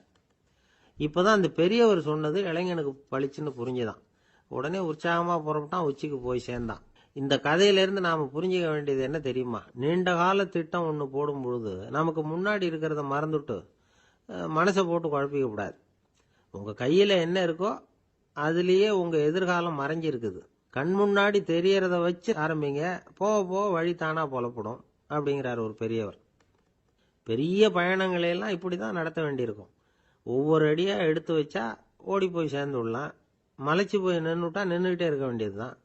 நம்ம ஆள்லாம் ரொம்ப மோசமாக இருக்கிறாங்க. ஒருத்தன் அப்படி தான் நீண்ட தூர பிரயாணம் ஒன்று புறப்பட்டான். ரயில் போய்கிட்டே இருந்தது. கொஞ்ச தூரம் போச்சு, பாதி வழியில் கையில் வச்சுருந்த டிக்கெட்டை காற்றுல விட்டுட்டான். ஐயோ, என் டிக்கெட்டு போயிட்டுதே அப்படின்னு கத்த ஆரம்பிச்சுட்டான். பக்கத்தில் இருந்த பெரியவர் அவனை பார்த்து பரிதாபப்பட்டு, கவலைப்படாத தம்பி, போனா போகுது, வேற டிக்கெட் வாங்கிக்கலாம் அப்படின்னு ஆறுதல் சொன்னார். அதுக்கு அவன் சொல்கிறான், சார், நான் அதுக்காக அழலை, அந்த டிக்கெட்டு கிடைச்சாதானே நான் எந்த ஊருக்கு போகணுங்கிறது எனக்கு தெரியும் அப்படிங்கிறான். ஒரே ஒரு ஊரில் ஒரு பாதிரியார் இருந்தார். ரொம்ப நாள் சந்தோஷமாக வாழ்ந்தார். ஒரு நாள் அவர் மடத்து சமையல் அறையில் பாத்திரங்களை கழுவி துலக்கி சுத்தப்படுத்திக்கிட்டு இருந்தார். அந்த சமயத்தில் ஒரு தேவதூதன் அவர் முன்னாடி வந்து நின்னான். இவர் நிமிர்ந்து பார்த்தார். ஆண்டவர் என்னை உங்ககிட்ட அனுப்பியிருக்கிறார், பரலோகத்தில் வாசம் செய்யறதுக்கு உங்களுக்கு நேரம் வந்துட்டுது அப்படின்னு அந்த ஆள். ஆண்டவருக்கு என்னோட ஞாபகம் வந்ததுக்கு நன்றி. ஆனாலும் இப்போ இங்கே நீயே பாரு, எவ்வளவு பாண்டங்கள் பாக்கி இருக்கு, இவ்வளவையும் நான் சுத்தப்படுத்த வேண்டியிருக்கு. நான் நன்றி கெட்டவனாக இருக்க விரும்பலை. இந்த பணியை முடிக்கிற வரைக்கும் என்னுடைய பரலோக வாழ்வை தள்ளி வைக்க முடியுமா? நீ என்ன நினைக்கிற அப்படின்னு கேட்டார். தேவதூதன் தனக்கே உரிய விவேகத்தோட அன்போட பாதிரியாரை பார்த்தான். சரி, என்ன செய்யலாம்ங்கிறத அப்புறம் சொல்கிறேன் அப்படின்னு சொல்லிவிட்டு புறப்பட்டு போயிட்டான். ஒரு நாள் அந்த பாதிரியார் தோட்டத்தில் உள்ள களைகளை எல்லாம் ஒரு களை கொத்தியால் கொத்தி களை எடுத்துக்கிட்டு இருக்கிறார். அந்த சமயத்தில் இந்த தேவதூதன் மறுபடியும் அவர் முன்னாடி வந்து நிற்கிறான். பாதிரியார் பார்த்தார். இதை பாரு, இந்த தோட்டம் பூராவும் எவ்வளவு களை மண்டி கிடக்கு, பரலோகம் கொஞ்ச காலம் எனக்காக பொறுத்திருக்கலாம்னு நீ நினைக்கிறியா அப்படின்னு கேட்டார். தேவதூதன் சிரிச்சுக்கிட்டே மறுபடியும் மறைஞ்சிட்டான். மறுபடியும் அவர் களை எடுக்கிறது, தானிய களஞ்சியத்துக்கு வர்ணம் பூசுறது, இப்படிப்பட்ட வேலைகளில் ஈடுபட்டிருக்கார். இன்னொரு நாள் ஒரு மருத்துவமனையில் நோயாளிகளை கவனிச்சுக்கிட்டு ரொம்ப தீவிரமாக இருக்கிறார் அந்த பாதிரியார். ஒரு நோயாளியோட தாகத்துக்கு தண்ணீர் கொடுத்துட்டு நிமிர்ந்து பார்க்குறப்போ தேவதூதன் மறுபடியும் அவர் முன்னாடி வந்து நிற்கிறான். இந்த தடவை பாதிரியார் தன்னலமற்றவராக பேரன்பை காட்டக்கூடிய வகையில் தன்னுடைய 2 கைகளையும் உயர்த்தியபடி தேவதூதனின் கவனத்தை பிணியால் வாடக்கூடிய நோயாளிகளின் பக்கம் திருப்பினாராம். தேவதூதன் ஒன்றும் சொல்லலை, மறைஞ்சிட்டான். அன்னைக்கு சாயந்தரம் பாதிரியார் மடத்தில் உள்ள தன்னுடைய அறைக்கு போய் இளைப்பாறினார். யோசிச்சு பார்த்தார். தேவதூதனையும் தேவதூதனின் விருப்பத்தையும் பல நாள் தள்ளி போட்டு வந்ததையும் அவர் ரொம்ப நினச்சி பார்த்தார். திடீர்னு தான் முதுமை அடைகிறதையும் சோர்வு அடைகிறதையும் உணர்ந்தார். ஆண்டவரை நினைச்சார். ஆண்டவரே, உம்முடைய தூதனை மறுபடியும் என்கிட்ட அனுப்புனா நான் சந்திக்கிறதுக்கு ஆவலாக இருக்கேன் அப்படின்னு சொல்கிறப்பவே தேவதூதன் பக்கத்தில் நின்னான். பாதிரியார் நிமிர்ந்து பார்த்தார். நீ இப்போவே என்னை அழைச்சிக்கிட்டு போக விரும்பினா நான் பரலோகத்துக்கு வர்றதுக்கு தயாராக இருக்கேன்னார். தேவதூதன் அந்த பாதிரியாரை அன்போடவும் விவேகத்தோடவும் பார்த்து, நீங்கள் என் கூட பரலோகத்துக்கு வர்ற தயாராக இருக்கிறதா சொல்கிறீங்க, ஆனால் நீங்கள் இதுவரைக்கும் வேற எங்கே இருந்ததா நினைக்கிறீங்க அப்படின்னு நானும். அப்படின்னா இதுவரைக்கும் இருந்த இடம் தான் பரலோகம் அப்படிங்கிறத உணர்த்தியிருக்கிறான். பரலோகம்னா என்னன்னு புரிஞ்சுக்கிறதுக்கு இந்த சம்பவம் நமக்கு உதவியாக இருக்குது. தொண்டு செய்கிறத விட பெரிய செயல் வேற எதுவும் இருக்க முடியாது. அது நம்ம மனசுக்கு கொடுக்குற சுகத்தை வேற எதுவும் கொடுக்க முடியாது. நாம் தொண்டு செய்கிற இடம் தான் அந்த புண்ணிய இடம். ஆனால் இந்த காலத்துல எல்லாம் நாம் தொண்டு செய்யணும்னு நினச்சி ஏதாவது ஆரம்பித்தா கூட அதை ஒரு மாதிரியாக சுற்றி நின்று வேடிக்கை பார்க்க ஆரம்பிச்சிடுறாங்க. ஒரு பெரியவர் அப்படித்தான் ஒரு தொண்டு செஞ்சுக்கிட்டு இருந்தார். ஒரு கோவில் கட்டிக்கிட்டு இருந்தாங்க. அதில் ஒரு இடத்துல ஒரு பலகையை வச்சு ஆணி அடிக்கிற வேலையை செஞ்சுக்கிட்டு இருந்தார் அந்த பெரியவர். ஒரு சின்ன பையன் அதை ரொம்ப ஊக்கமாக அக்கறையாக கவனிச்சுக்கிட்டு இருந்தான். பெரியவர் இதை கவனித்தார். என்னப்பா பார்க்குற, உனக்கும் இது மாதிரி தொண்டு செய்யணும்னு ஆசையாக இருக்கா அப்படின்னு கேட்டார். அதுக்கு அந்த பையன் சொல்கிறான், அப்படி இல்லைங்க, நீங்கள் ஆணி அடிக்கிறப்போ கையில் சுத்தியால் அடிச்சுக்கிட்டா எப்படி துடிப்பீங்க எப்படி கத்துவீங்கன்னு தெரிஞ்சுக்கிறதுக்காக அதை பார்க்கணும்னு ஆசை, அதுக்காக தான் காத்துக்கிட்டு இருக்கேன் அப்படின்னு நானும். ஒரு தீக்குச்சி தீப்பெட்டியை பார்த்து கேட்டுதான், நாம் 2 பேரும் தானே உரசிக்கிறோம், ஆனால் நான் மட்டும் தீப்பிடிச்சி எரிஞ்சு போகிறேன், நீ அப்படியே இருக்கிறியே அப்படின்னு தான். அதுக்கு தீப்பெட்டி சொல்லியிருக்குது, உனக்கு தலையில் கணம் இருக்குது அதனால் அழிஞ்சு போகிற அப்படின்னு தான். எப்படி இருக்கு பாருங்க இந்த பதில். தலையில் கணம் உள்ளவங்க யாருமே சரியாக இருக்க முடியாது. எவ்வளவு பெரியவங்களாக இருந்தாலும் சரி, ரொம்ப கஷ்டம்தான் அது. கர்வம்ங்கிறது கூடவே கூடாது. இதை விளக்கறதுக்கு மகான் ஒருத்தர் ஒரு சம்பவத்தை சொல்கிறார். அர்ஜுனன் தீர்த்த யாத்திரை பண்ணானா. அப்போ தென்னிந்தியாவுக்கு வந்திருக்கிறான். ராமேஸ்வரத்துக்கு போனப்போ அங்கே இலங்கைக்கு கல்லுலாம் அடுக்கி போடப்பட்டிருந்த பாலத்தை பார்த்தானா. ஒரு சின்ன குரங்கு அதுக்கு பக்கத்தில் விளையாடிக்கிட்டு இருந்திருக்கு. அதை பார்த்துட்டு அர்ஜுனன் சிரிச்சிருக்கான். ஏன் சிரிக்கிறேன்னு கேட்டிருக்கு அந்த குரங்கு. ராமன் மிகச்சிறந்த வில் வீரன். அப்படி இருக்கிறப்போ அவன் இலங்கைக்கு அம்புகளாலேயே ஒரு பாலம் கட்டியிருக்கலாம். அதை விட்டுட்டு போயும் உன்ன மாதிரி குரங்குகளை துணையாக வச்சுக்கிட்டு இப்படி ஒரு கருங்கல் பாலத்தை கட்டியிருக்கிறானே அப்படின்னு நானா. அம்புகளால் பாலம் கட்ட முடியுமா அப்படின்னு கேட்டுதான் குரங்கு. ஏன் முடியாது, என்னால் முடியுமேன்னு இருக்கான் அர்ஜுனன்.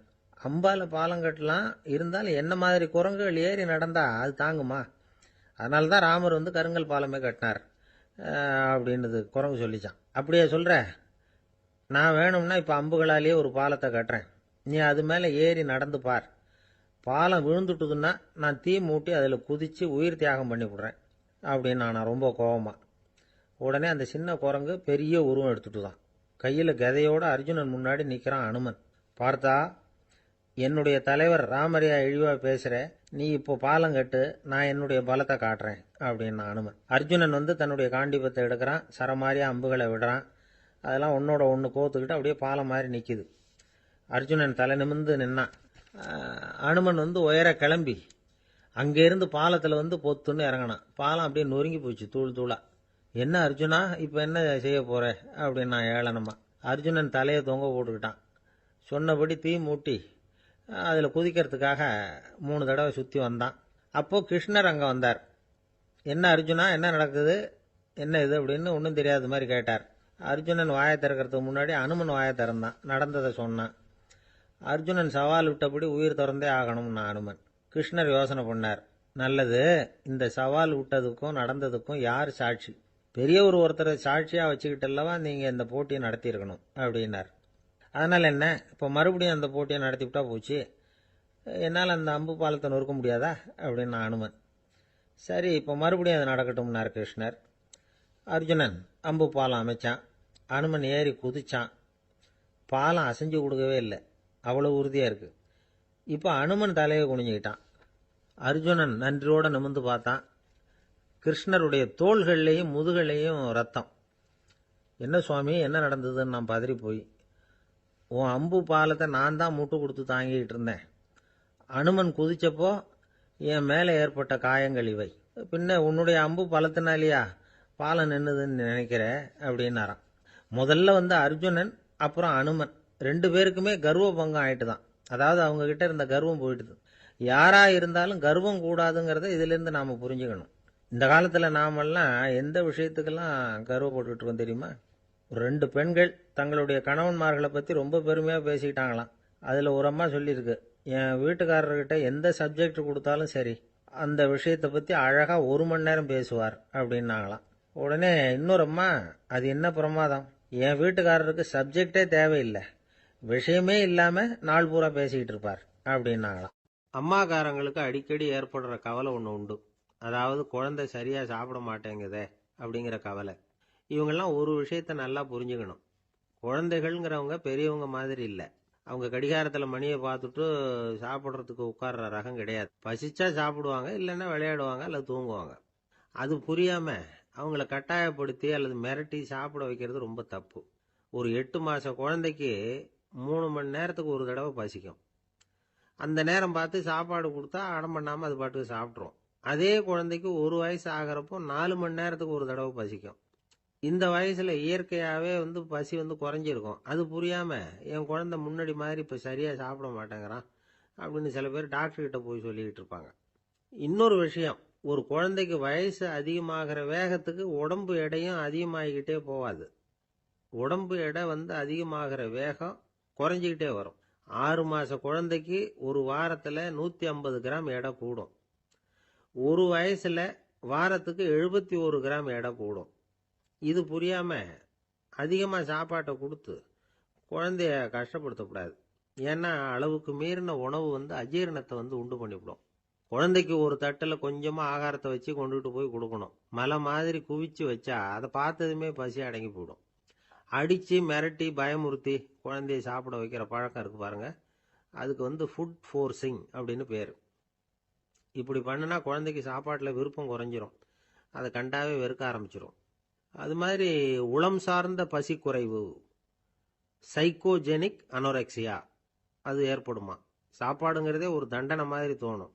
குழந்தைகளுக்கு பிடிச்ச மாதிரியான ஆகாரத்தை கொடுக்கணும். சத்து அதிகம் இருக்குங்கிறதுக்காக அதுக்கு பிடிக்காத ஆகாரத்தை கொடுத்து கட்டாயப்படுத்தக்கூடாது. குழந்தைகளுக்கு 2 வயசு ஆகிறப்போ இயற்கையாகவே எதிர்மறை குணம் உண்டாகும். அதாவது அந்த எதிர்மறையாக பேசுறது. இது மாதிரி சமயங்களில் நாம் என்ன சொல்கிறோமோ அதுக்கு நேர்மாறாக நடந்துக்கும். ஏட்டிக்கு போட்டி. சாப்பிட சொன்னால் விளையாட போவோம், விளையாட சொன்னால் சாப்பாடு கேட்கும். இதை புரிஞ்சுக்கிட்டு நடந்துக்கணும். குழந்தை சொன்ன பேச்சை கேட்கலேன்னு கோவப்படக்கூடாது. குழந்தை வளர வளர பிடிவாத குணம் வர்றது சகஜம். கேட்டதை வாங்கி கொடுத்தாதான் சாப்பிடுவேன் அப்படின்னு பிடிவாதம் பண்ணும். வாங்கி கொடுத்து விடுறது தான் உத்தமம். நீங்களும் அதுக்கிட்ட பிடிவாதம் பண்ணிகிட்டு இருக்கக்கூடாது. ஏன்னா கேட்டது கிடைக்கலையேங்கிற ஏமாற்றம் கூட குழந்தையோட பசியை குறைச்சிரும். கேட்டது கிடைச்சிட்டா பசி அதிகமாகும், கொடுத்ததை மலமலன்னு சாப்பிட்றோம். குழந்தைகளுக்கு கண்ட நேரத்தில் சாப்பிட்றதுக்கு எதையாவது வாங்கி கொடுத்துக்கிட்டு இருந்தா சாப்பாட்டு நேரத்தில் சாப்பிடாம அடம் பண்ண ஆரம்பிச்சிடும். பள்ளிக்கூடம் போகிற பிள்ளைங்க காலை உணவை சரியாக சாப்பிட மாட்டாங்க. அச்சம், அவசரம், பரபரப்பு இதெல்லாம் தான் காரணம். பள்ளிக்கு புறப்படுறதுக்கு ஒரு 3/4 மணி நேரத்துக்கு முன்னாடியே சாப்பாடு போட்டுருங்க, அது சரியாக போடும். படிக்கிற குழந்தைகள் உடல் சோர்வு, மனச்சோர்வு இது காரணமாக கூட சாப்பிட மறுக்கிறது உண்டு. இப்போ உதாரணமாக சாயந்தரம் விளையாடி விட்டு வீட்டுக்கு வந்ததும் சாப்பிட சொன்னால் வேணாம்பாங்க. இது உடல் சோர்வு. ரொம்ப நேரம் வீட்டு பாடங்களை செஞ்சு முடித்த கையோடு சாப்பிட சொன்னாலும் அவங்களால சரியாக சாப்பிட முடியாது. இது உளச்சோர்வு, அதாவது மனச்சோர்வு. இதை தவிர குழந்தைகளுக்கு உடல் நலக்குறைவு ஏற்பட்டால் கூட சாப்பிட மறுக்கிறது உண்டு. சில மருந்து மாத்திரைகள் கூட பசியை குறைச்சிரும். அதனால் சரியாக தெரிஞ்சுக்கிட்டு குழந்தைகளை சாப்பிட வைக்கணும். அது புரியாமல் கையில் சாப்பாட்டு தட்டை வச்சுக்கிட்டு குழந்தைகளை விரட்டிக்கிட்டு அலையக்கூடாது. ஒரு சின்ன பையன் சொன்னான், எங்கள் அம்மா சாப்பாடு போடுறது தெரிஞ்சால் நான் உடனே வீட்டை விட்டு வெளியில் ஓடி போடுவேன் அப்படின்னா. ஏன் அப்படி பண்ணுறேன்னு கேட்டோம். எங்கள் அப்பா கூட அது மாதிரி தான் சார் பண்ணுவார் அப்படிங்கிறான். அந்த காலத்தில் அண்ணாமலை ரெட்டியார்னு ஒருத்தர் இருந்தார். அவர் வெங்கனூர் அப்படிங்கிற கிராமத்தில் இருந்தார். அங்கேருந்து விருத்தாசலம் கோவிலுக்கு தவறாமல் போயிட்டு வந்துக்கிட்டு இருந்தார். இடையில வெள்ளாறு. அதில் ஒரு சமயம் வெள்ளம் வந்துட்டுது. இவரால் போக முடியல. அதோட விளைவு வெங்கனூர்லேயே ஒரு கோவில் கட்டணும் அப்படின்னு முடிவு பண்ணார், சிவாலயம். அந்த சமயத்தில் வடநாட்டில் பஞ்சம். அதனால் அங்கே இருந்த பல சிற்பிகள் தென்னாட்டை நோக்கி வர ஆரம்பித்தாங்க. அவங்க வெங்கனூர் வழியாக வர்றது தெரிஞ்சதும் இவர் போய் பார்த்தார். இங்கே ஒரு கோவில் கட்டணும், அதுக்கு நீங்கள் உதவணும்னார். பஞ்ச காலத்தில் இப்படி ஒரு வாய்ப்பு கிடைச்சதில் அவங்களுக்கும் ரொம்ப மகிழ்ச்சி. உற்சாகத்தோடு ஒத்துக்கிட்டாங்க. ஆலய திருப்பணி ஆரம்பமாச்சு. அவங்களுக்கு வேண்டிய எல்லா வசதிகளையும் இவர் செஞ்சு கொடுத்தார். அவங்களுக்கு எந்த குறையும் இல்லாமல் பார்த்துக்கிட்டார். அது மட்டும் இல்லை, ஒவ்வொரு நாளும் அங்கே வருவார். உங்களுக்கு என்ன வேணும், எது வேணும்னு கேட்பார். ஏதாவது குறை இருந்தால் சொல்லுவாங்க, உடனே தீர்த்து வைப்பார். இவரும் கேட்பார், எந்த குறையாக இருந்தாலும் என்கிட்ட சொல்லுங்க அப்படின்னு சொல்லுவார்.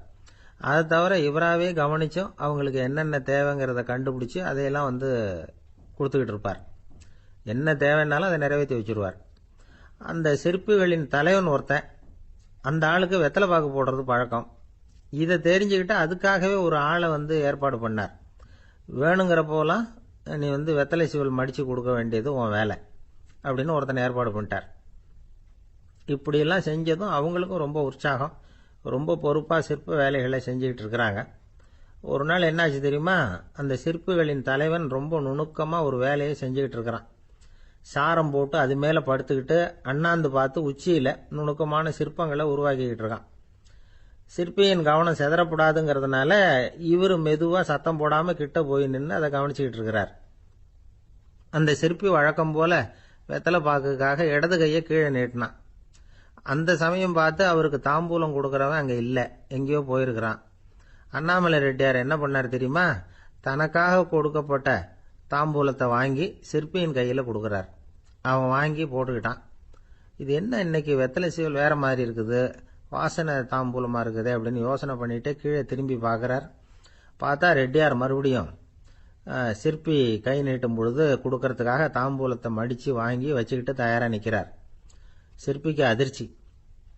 உடனே பொத்துன்னு கீழே குதிச்சான். ஐயா, என்ன இது நீங்களா அப்படின்னா. இவர் சொன்னார், நான் ஒன்றும் தப்பு பண்ணலையே, உன்னுடைய கை புண்ணியம் செஞ்ச கை, கோயில் கட்டுற கை, அந்த கைக்கு தாம்பூலம் கொடுக்கறதுல என்ன தப்பு அப்படின்னாராம். ஏற்கனவே பஞ்சத்தில் அடிபட்டு வந்த எங்களை நீங்கள் ஆதரிச்சதே பெரிய விஷயம். இந்த செயல் என்னை ஒரு பெரிய கடனாளி ஆக்கிவிட்டுது. ஐயா, எங்களுக்கு உணவு உடை இதை மட்டும் நீங்கள் கொடுத்தா போதும், ஊதியம்னு எதுவும் வாங்க மாட்டோம் அப்படின்னு நானா. அந்த சிற்பி எவ்வளவோ வற்புறுத்தியும் எதுவும் வாங்கிக்கலையாம். இந்த செய்தியை தமிழ் தாத்தா டாக்டர் ஊவேசா சொல்லியிருக்கிறார். அந்த காலத்தில் எப்படிப்பட்டவங்கெல்லாம் வாழ்ந்துருக்கிறாங்க பாருங்க. இந்த காலத்தில் ஒருத்தர் கோவில் கட்டினார், வேலை செய்கிற எல்லாருக்கும் சாப்பாடு போடுவார். சிற்ப வேலை செஞ்சுட்டு சாப்பிட வர்ற ஒவ்வொருத்தர் கையையும் அன்பாக பிடிச்சு முத்தம் கொடுத்து உள்ளே அனுப்புவார். அந்த கைகளுக்கு நீங்கள் கொடுக்குற மரியாதையாது அப்படின்னு கேட்டாங்க. அடா, அது இல்லைங்க, ஏற்கனவே முதல் பந்தியில் சாப்பிட வந்தவன் மறுபடியும் வர்றானான்னு கண்டுபிடிக்கிறதுக்காக கையை பிடிச்சி மோந்து பார்க்குறேன் அப்படின்னாராம் அவர். பிரம்மத்தை அறிந்தவன் பிரம்மமாகிறான் அப்படின்னு ஒரு பெரியவர் பேசினார் ஒரு கோவிலில். தைத்திரிய உபனிஷத்து அப்படி சொல்லுதான். இதை கேட்கும் பொழுது நமக்கு ஒரு சந்தேகம் வரும். அது எப்படி? பிரம்மத்தை அறிந்தவன் பிரம்மம் ஆகிறான்னா, சிங்கத்தை அறிந்தவன் சிங்கம் ஆகிறானா, தோசையை அறிந்தவன் தோசை ஆகிறானா? இப்படிப்பட்ட சந்தேகம் நமக்கு வர்றதுல ஒன்றும் ஆச்சரியம் இல்லை. இது இயற்கை. இதுக்கும் அந்த பெரியவரே பதில் சொல்றார். சிங்கம் வேற, நாம வேற. அதனால சிங்கத்தை அறிந்தவன் சிங்கம் ஆக மாட்டான். ஆனா பிரம்மம் வேற, நாம வேற இல்லை. அதனால பிரம்மத்தை அறிந்தவன் பிரம்மமாகறான் அப்படிங்கிறது அவரோட விளக்கம். மனிதன் அவன்தான் தான் பிரம்மங்கிறது தெரியாதனால தான் அதை வேற எங்கேயோ தேடிட்டு இருக்கிறான். கடைசியில் அது தான் தாங்கிறது புரிஞ்சுக்கிற பொழுது அவன் பிரம்மம் ஆயிடுறான். இதை விளக்கறதுக்கு ஒரு உபநிஷத்து கதையே இருக்கு.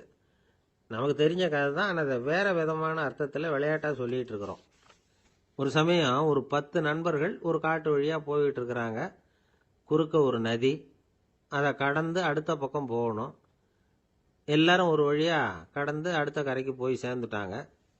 அங்கே போய் சேர்ந்ததுக்கு அப்புறம் எல்லாரும் பத்திரமா சேர்ந்துட்டோமா அப்படின்னு தெரிஞ்சுக்கிறதுக்காக எண்ணி பார்க்குறான் அந்த கூட்டத்து தலைவன். அவங்க மொத்தம் 10 பேர். ஆனால் அவன் எண்ணி பார்க்குறப்போ 9 தான் வருது. ஏன்னா அவன் தன்னை விட்டுவிட்டான். எதிரில் நிற்கிறவங்கள மட்டுமே எண்றான். ஐயோ 10வது ஆள் எங்கேங்கிறான், பதறான். சரி நீ இரு, நான் எண்ணி பார்க்குறேன்னு சொல்லிவிட்டு இன்னொருத்தன் எண்றான். அவனும் தன்னை விட்டுட்டு எண்றான். 9 தான் வருது. எல்லாரும் கொய்ய முறையோன்னு கத்த ஆரம்பிச்சிட்டாங்க. அந்த சமயத்தில் ஒரு பெரியவர் அந்த பக்கமாக வர்றார். என்ன விஷயம்னு விசாரிக்கிறார். 10வது ஆளை 6 அடிச்சுட்டு போட்டுது அப்படின்னு சொல்லி இவங்க அழறாங்க. சரி அழாதீங்க அப்படின்னு சொல்லி அந்த தலைவனை பார்த்து இப்படி வாங்குறார். வர்றான். இப்போ எனக்கு முன்னாடி ஒரு தரம் எண்ணு பார்க்கலாம்ங்கிறார். 1 2 3ன்னு ஆரம்பித்து 9ல் முடிக்கிறான்.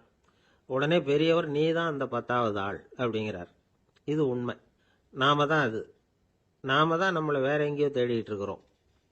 நாம் எங்கேயோ தேடிட்டு இருக்கிறோமே அந்த பிரம்மம் நாம தான்.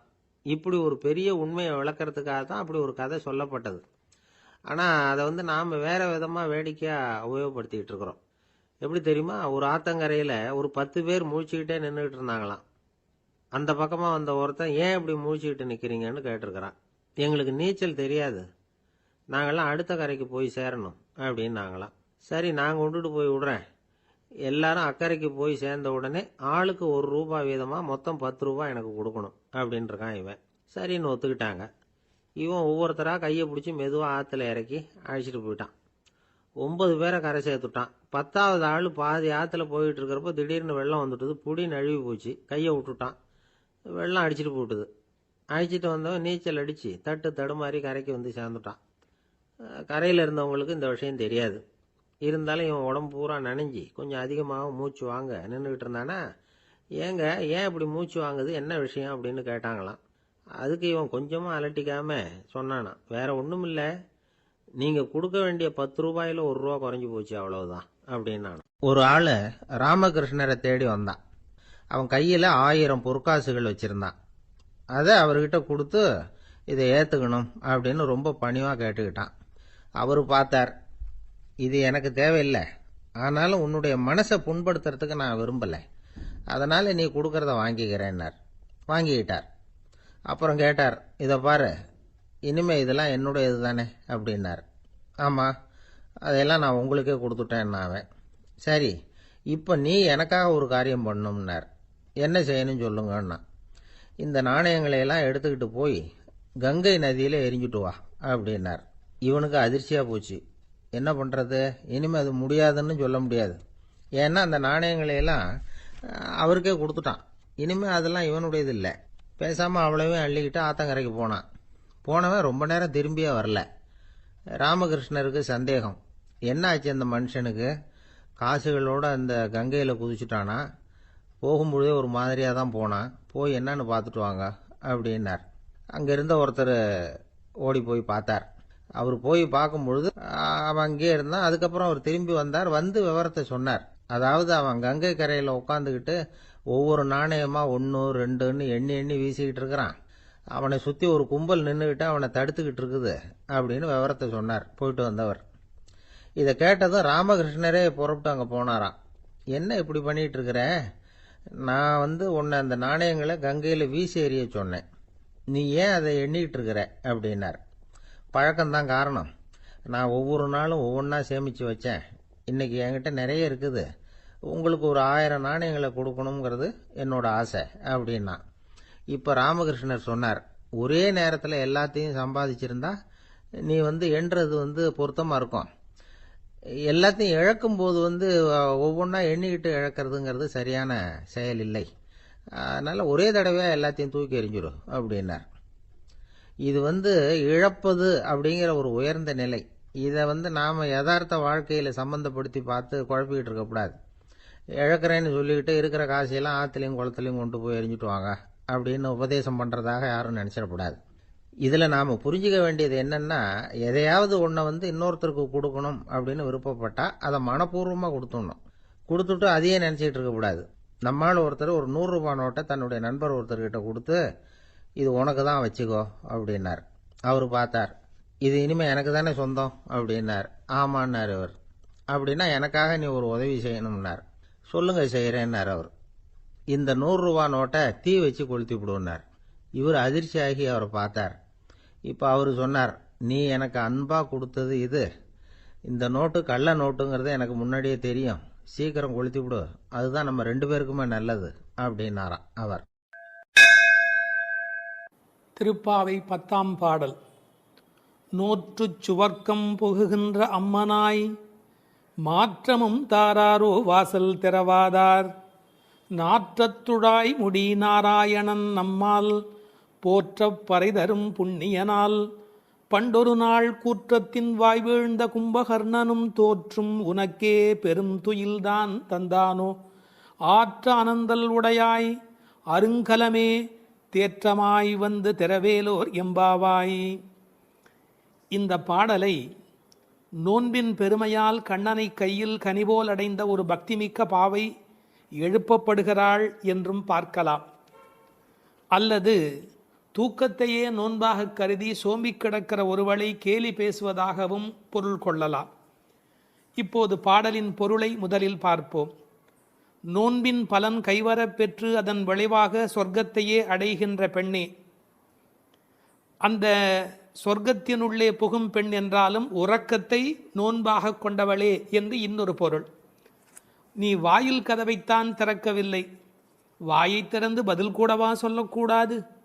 மனம் நிறைந்த திருத்துழாய் துளசி மாலையை திருமுடியில் அணிந்திருக்கிற நாராயணன், நமது போற்றுதலை ஏற்று பலனை வழங்குகின்ற புண்ணியன், முன்னொரு காலத்தில் யவனுக்கு இரையாகி போன கும்பகர்ணன் உன்னுடன் தூக்கப் போட்டிக்கு வந்து தோற்று பெரிய தூக்கத்தை தன் தோல்வியின் அடையாளமாக உனக்கு வழங்கிவிட்டானா என்ன? மிகுந்த சோர்வும் சோம்பலும் ஏன் உனக்கு? இந்த குழுவுக்கே ஒப்பற்ற அணிகலன் போல விளங்குகிறளா அல்லவா நீ? படுக்கையை விட்டு தெளிவுடன் எழுந்து வந்து கதவை திற என்று வெளியில் நின்ற தோழியர் உள்ளே படுத்திருப்பவளை அழைக்கிறார்கள். இதுவே பாடலின் திரண்ட பொருள். இங்கே கேலியும் கிண்டலும் கூட ஒரு வகையான விளையாட்டாக எடுத்துக்கொள்ள ஒரு பகுதி இடம் கொடுக்கிறது. ஒரு பெண் சொல்லி இருக்கிறாள், நான் கடுமையான தவம் பண்ணி சொர்க்கம் போகப் போகிறேன் என்று இவர்கள் பேசிக்கொண்டிருக்கிற போது தோழிகளுக்கு மத்தியில் சொல்லி இருக்கிறாள். அவளை இப்போது எழுப்ப வந்திருக்கிறார்கள். ஆஹா அடியம்மா, நீ சொர்க்கம் போகிற லட்சணம் என்ன என்று எங்களுக்கு தெரியாதா? நோற்று சொர்க்கம் போகுகின்ற அம்மனாய், நீ தவம் பண்ணி சொர்க்கம் போவேன் என்று சொன்னாயே, இப்போது படுத்து கிடக்கிறாயே. இப்படி எடுத்துக்கொண்டால் அது ஒரு கேலியான கிண்டலான அவளை பற்றி பேசுகிற ஒரு விளையாட்டு பேச்சாக பொருளாகிறது. உண்மையிலேயே எடுத்துக்கொண்டால் அவள் உண்மையான கடினமான முயற்சி உடையவள், எல்லா நோன்புகளையும் சரியாக மேற்கொள்ளுகிறவள், நாளை வைகுந்தம் சேர வேண்டும் என்ற எண்ணத்தில் தன் வாழ்நெறியை அமைத்து கொண்டவள். எனவே நோற்று சொர்க்கம் போகின்ற அம்மனாய் பெருமைக்கு உரியவளே, நீ தவம் பண்ணி மேலே போவேன் என்று சொன்னாயே, இப்போது தூங்கிக் கொண்டிருக்கிறாயே என்று ரெண்டு வகையிலேயும் பாவத்தை மாற்றி பொருள் சொல்லக்கூடிய பாடல் வரி இது. சொர்க்கம் எது, நரகம் எது? ராமாயணத்திலே சீதா பிராட்டியார் சொல்கிறார், உன்னோடு இருப்பதுதான் எனக்கு சொர்க்கம். ராமனிடத்திலே சொல்கிறார், உன்னை பிரிந்தால் அது நரகமாக ஆகிவிடுகிறது. ஆகவே பெருமானோடு இருக்கிற நேரம்தான் சொர்க்கம். இவள் ஒருவேளை தன் தவத்தின் பலனால் பெருமாளோடு இருக்கிறவளோ, இறைவனுடைய நினைப்பே சொர்க்கமாகிறது, மறப்பே நரகமாகிறது. இது இன்னொரு சிந்தனை. இவளுடைய இயல்பு பக்குவம் காரணமாக உயர்ந்து போய் சாது கோஷ்டியில் சேர்ந்துவிட்ட காரணத்தால் சாமானியரோடு நமக்கென்ன பேச்சு என்ற எண்ணத்தில் வாயாடாமல் இருக்கிறாளோ என்பதை அடுத்த வரி நமக்கு புலப்படுத்தும். தனக்கு உரிய நல்ல கோஷ்டியிலே இருப்பது, சிறந்தவர்களோடு அந்த வர்க்கத்தில் இருப்பதுதான் சொர்க்கமாக மாறுகிறது. நீ அப்படி தகுந்த சாது கோஷ்டியிலே போய் சேர்ந்து விட்டதால் எங்களோடெல்லாம் பேசக்கூடாது என்பதற்காக மாற்றமும் தாராரோ, நீ பதில் தராமல் இருக்கிறாயா என்று ஒரு கேள்வி எழுகிறது. அம்மாடி, உன்னால் வீட்டு வாசல் திறக்க முடியவில்லை, வீட்டு வாசலே திறக்க முடியவில்லையே, உனக்காக வைகுந்த வாசல் திறக்கப் போகிறதா என்று இன்னொரு கிண்டல் பொருளும் அதற்குள்ளே இருக்கிறது. மாற்றம் தாராரோ வாசல் திறவாதார். ஒருவேளை உண்ணாவிரதம் மாதிரி மௌன விரதம் இருக்கிறாயா? அட, வாயில் திறப்பது கடினம், வாயை திறப்பது கூடவா கடினம்? வாசல் செம்மினால் வாயும் செம்ம வேண்டுமோ என்று வியாக்கியானத்திலே இந்த இடத்தை குறிப்பிடுவார்கள். நீ எழுந்து பேச வேண்டாம், கதவை திறக்கக்கூடாதா? கதவை திறக்க வேண்டாம், வாயாலாவது பதில் சொல்லக்கூடாதா? ஏன் இப்படி நீ இருக்கிறாய் என்று அந்த பெண்ணை கேட்பது போல் அந்த பாடல் அமைந்திருக்கிறது. அடுத்து நாராயணனை சொல்லுகிறார்கள். நாற்றத் துழாய்முடி நாராயணன். உலகத்திலேயே மிகப்பெரிய சிறப்பு துளசிக்கு உண்டு. பிறக்கும் போதே அது நறுமணத்தோடு பிறப்பது. அதனால்தான் பின்னாலே பாடுகிறார்கள், இருந்தவண்ணாகிலும் கொண்டு வீசுமினி. துளசி கிடைக்கவில்லை என்றாலும் பரவாயில்லை, துளசி இருந்த மண்ணை எடுத்தாவது எங்கள் மீது வீசுங்கள் என்பார்கள். ஒரு பெருமாள் கோயிலுக்குள் போகிற போது நமக்கு கிடைக்கிற மிகப்பெரிய இன்பமே அந்த திருத்துழாய் நறுமணம். பச்சை கற்பூரம் அது இன்னொரு பக்கம், திருத்துழாய் நறுமணம்தான் கோயிலின் சிறப்பழகு. கண்ணன் திருத்துழாய் அணிந்து அங்கு வந்து சென்றால் 100 குழிக்கு தாங்கும் என்று உரை எழுதுவார்கள். அதாவது அவன் வந்து போன வாசம் அந்த இடம் முழுவதும் நிறைந்திருக்குமா. இப்போது திருத்துழாய் வாசம் வருவதாலே இந்த பெண்களுக்கு உள்ளூர ஒரு கவலை, ஒருவேளை கண்ணன் இங்கே உள்ளே வந்துவிட்டு போயிருக்கிறானோ என்கிற ஒரு சின்ன கவலையும் வெளிப்பட பேசுகிறார்கள். நாற்றத்துழாய் முடி நாராயணன். நான் துளசியை பற்றி ஒரு மருத்துவ புத்தகம் படித்து கொண்டிருந்தேன். அதில் துளசி பிராணசக்தியை கூட்டி நம்முடைய கபத்தை குறைக்கக்கூடியது. அது மட்டுமல்ல, அது 100 வகையான மேலான மருந்தாக அது பயன்பட்டு கொண்டிருக்கிறது. துளசி, கருந்துளசி, செந்துளசி, நாதுளசி என்று 4 வகையாக அது கிடைக்கிறது. பிராணசக்தியை கூட்டுகிறது என்பதற்காக அப்படியே எடுத்துக்கொள்ளுகிற போது அது முற்றிலுமாக ஒருவருடைய உடலை மாற்றி அமைக்கக்கூடியது. துறவரத்துக்கு போகிறவர்களுக்கு கூட துணை நிற்கக்கூடியது என்று ஒரு குறிப்பு எழுதி வைத்திருக்கிறார்கள். துளசியோடு ஒரு 5 மிளகு வைத்து 3 நாள் சாப்பிட்டால் 3 மாத காலம் ஒரு பெண் அப்படி சாப்பிட்டால் குழந்தை பேர் இல்லாத பெண்களுக்கு வாய்க்கும் என்று எழுதுகிறார்கள். 9 மிளகு வைத்து அரைத்து 7 நாட்கள் வெறும் வயிற்றில் சாப்பிட்டால் எந்த விஷமும் உரியும் என்று எழுதுகிறார்கள். எனவே மருந்தல்ல, மாமருந்தாக விளங்குவது திருத்துழாய். அந்த நாற்றத்துழாய் முடி நாராயணன். திருவடியில் மட்டுமல்ல, அவன் திருமுடியிலும் இருக்கிற மேன்மையும் ஏற்றமும் பெற்றது இந்த திருத்துழாய். அந்த நாராயணன் நம்மால் போற்ற பறைதரும் புண்ணியனால். இந்த நம்மால் என்பதை நம்மால் என்று பிரித்து சொல்வார்கள், நம்மால் என்று சேர்த்து சொல்வார்கள். அதாவது நாம் இப்போது பாடினால் அவன் நமக்கு பறை தருவான், நம்முடைய மால் நமக்கு பறை தருவான். நமக்கு மால் இருக்குமென்றாலும், மால் என்றால் மயக்கம். சில பேர் சுய மோகிகள், தன்னைத்தானே மோகித்து கொண்டு தன்னை பெரிதாக நினைத்து கொண்டிருப்பார்கள். அப்படிப்பட்ட குறையுடையவராக இருந்தாலும் கூட அவர்களுக்கு கருணை பாலிக்கிறவன் கடவுளாக மாறுகிறான். நம்மால் போற்ற பறை தரும் புண்ணியனால். அவன் புகழை பாடிய மாத்திரத்தில் நமக்கு பறை தருகிறான், புருஷார்த்தங்களை அருளுவதற்கு தயாராக இருக்கின்றான். அடுத்து அந்த பெண்ணை அவர்கள் கேலி பேசுகிறார்கள். அப்படிப்பட்டவனை நாங்கள் பாடுகிற போது கூட நீ தூங்கிக் கொண்டிருக்கிறாயே, இது என்ன நியாயம்? பண்டொரு நாள் கூற்றத்தின் வாய் வீழ்ந்த கும்பகர்ணனும். இந்த பண்டொரு நாள் என்பதற்கு நேரடியாக நீங்கள் பொழிப்புரை எழுதினால் முன்பு ஒரு நாள், அதாவது ராமாயணம் முன்னர் நடந்தது. அப்படி முன்பொரு நாள் நடந்த ராமாயண யுத்தத்தில் கும்பகர்ணன் தோற்று விழுந்தான். இது வெளிப்படையான பொருள். ஆனால் ஒரு நயம் இருக்கிறது. பண்டு ஒரு நாள், ராமாயண கதை படித்தவர்களுக்கு தெரியும், ராவணனை போன்றவர்கள் முதல் நாள் போருக்கு வருகிறார்கள், பின்னாலும் வருகிறார்கள். இந்திரஜித்தன் ஒரு நாள் வருகிறான், பிறகு இன்னொரு நாள் வருகிறான். ஆனால் கும்பகர்ணன் ஒரே ஒரு நாள் தான் போருக்கு வருகிறான், அன்றே மாண்டு போய் விடுகிறான். இந்த மிகப்பெரிய வரலாற்று குறிப்பை பண்டொரு நாள் கூற்றத்தின் வாய்வீழ்ந்த கும்பகர்ணன் என்று குறிக்கிறாள். கூற்றத்தின் வாய்வீழ்ந்த கும்பகர்ணன் என்றால் யமனுடைய வாயில் வந்து விழுந்த கும்பகர்ணன். ராமன் கொன்றான் என்று பழி சொல்ல விருப்பமில்லை. ஒருவர் தண்ணீர் குடிப்பதற்கு ஏரி வெட்டி வைக்கிறார், அதில் வந்து ஒருவர் விழுந்து விட்டால் அது ஏரி வெட்டி அவருடைய தவறா? அது மாதிரி தயரதன் பெற்ற மரகத மணித்தடம் ஸ்ரீராமன், அதில் வந்து விழுந்து இறந்தவன் கூற்றத்தின் வாய்வீழ்ந்த கும்பகர்ணன் என்று நயம்பட பேசுகிறாள். 6 மாதம் தூக்கமுடையவன் அவன் தோற்றும் உனக்கே பெருந்துயல்தான் தந்தானோ. தோற்றவர்கள், வெற்றி பெற்றவர்களுக்கு ஒரு பரிசு தர வேண்டும். அப்படி கும்பகர்ணன் தோற்றவன் இந்த தூக்கத்தை இவளுக்கு பரிசாக கொடுத்து விட்டு போயிருக்கிறான். கும்பகர்ணன் இவளோடு போட்டி போட்ட போது இவள் வெற்றி பெற்று விட்டாளாம். அந்த கேலி பேசுகிறார்கள், தோற்றும் உனக்கே பெரும் தொழில்தான் தந்தானோ. சோம்பல் எல்லா நோய்களுக்கும் மகப்பேறு மருத்துவ மறை. ஆங்கிலத்திலே என்தூசியாசம் என்று ஒரு வார்த்தை சொல்கிறார்கள். அதை பற்றி ஆழமான பொருள் சொல்லுகிறவர்கள், என்தூசியாசம் என்றால் உற்சாகம் என்று மட்டும் பொருள் அல்ல, இறைமையில் நிறைந்தவர் என்று ஒரு பொருள் கொள்ளுகிறார்கள். எனவே சோம்பல் இறைநிலைக்கு எதிரானது, உயிர்ப்பு இறைநிலைக்கு அடையாளமானது. நீ இப்படி கும்பகர்ணனை போல் தூக்கத்தில் இருக்கிறாயே, நீ அனந்த நிலையில் இருக்கிறார், அதாவது தூக்கமும் இல்லை விழிப்பும் இல்லை, அந்த நிலையில் இருக்கிறாய், ஆற்ற அனந்தல் உடையாய். ஆனால் நீ யார்? எங்களுக்கு அரும் கலை. நீ வந்தால் எங்கள் கோஷ்டிக்கே பெருமை, எங்கள் கோஷ்டியே ஒளி வீசக்கூடியது, எங்களுக்கு நல்ல அணிகலன் நீ. தேற்றமாய் வந்து திரவேலோர் எம்பாவாய். தேற்றமாய் என்றால் படுத்த நிலையிலேயே அப்படியே எழுந்து வெளியிலே வந்து விடாதே.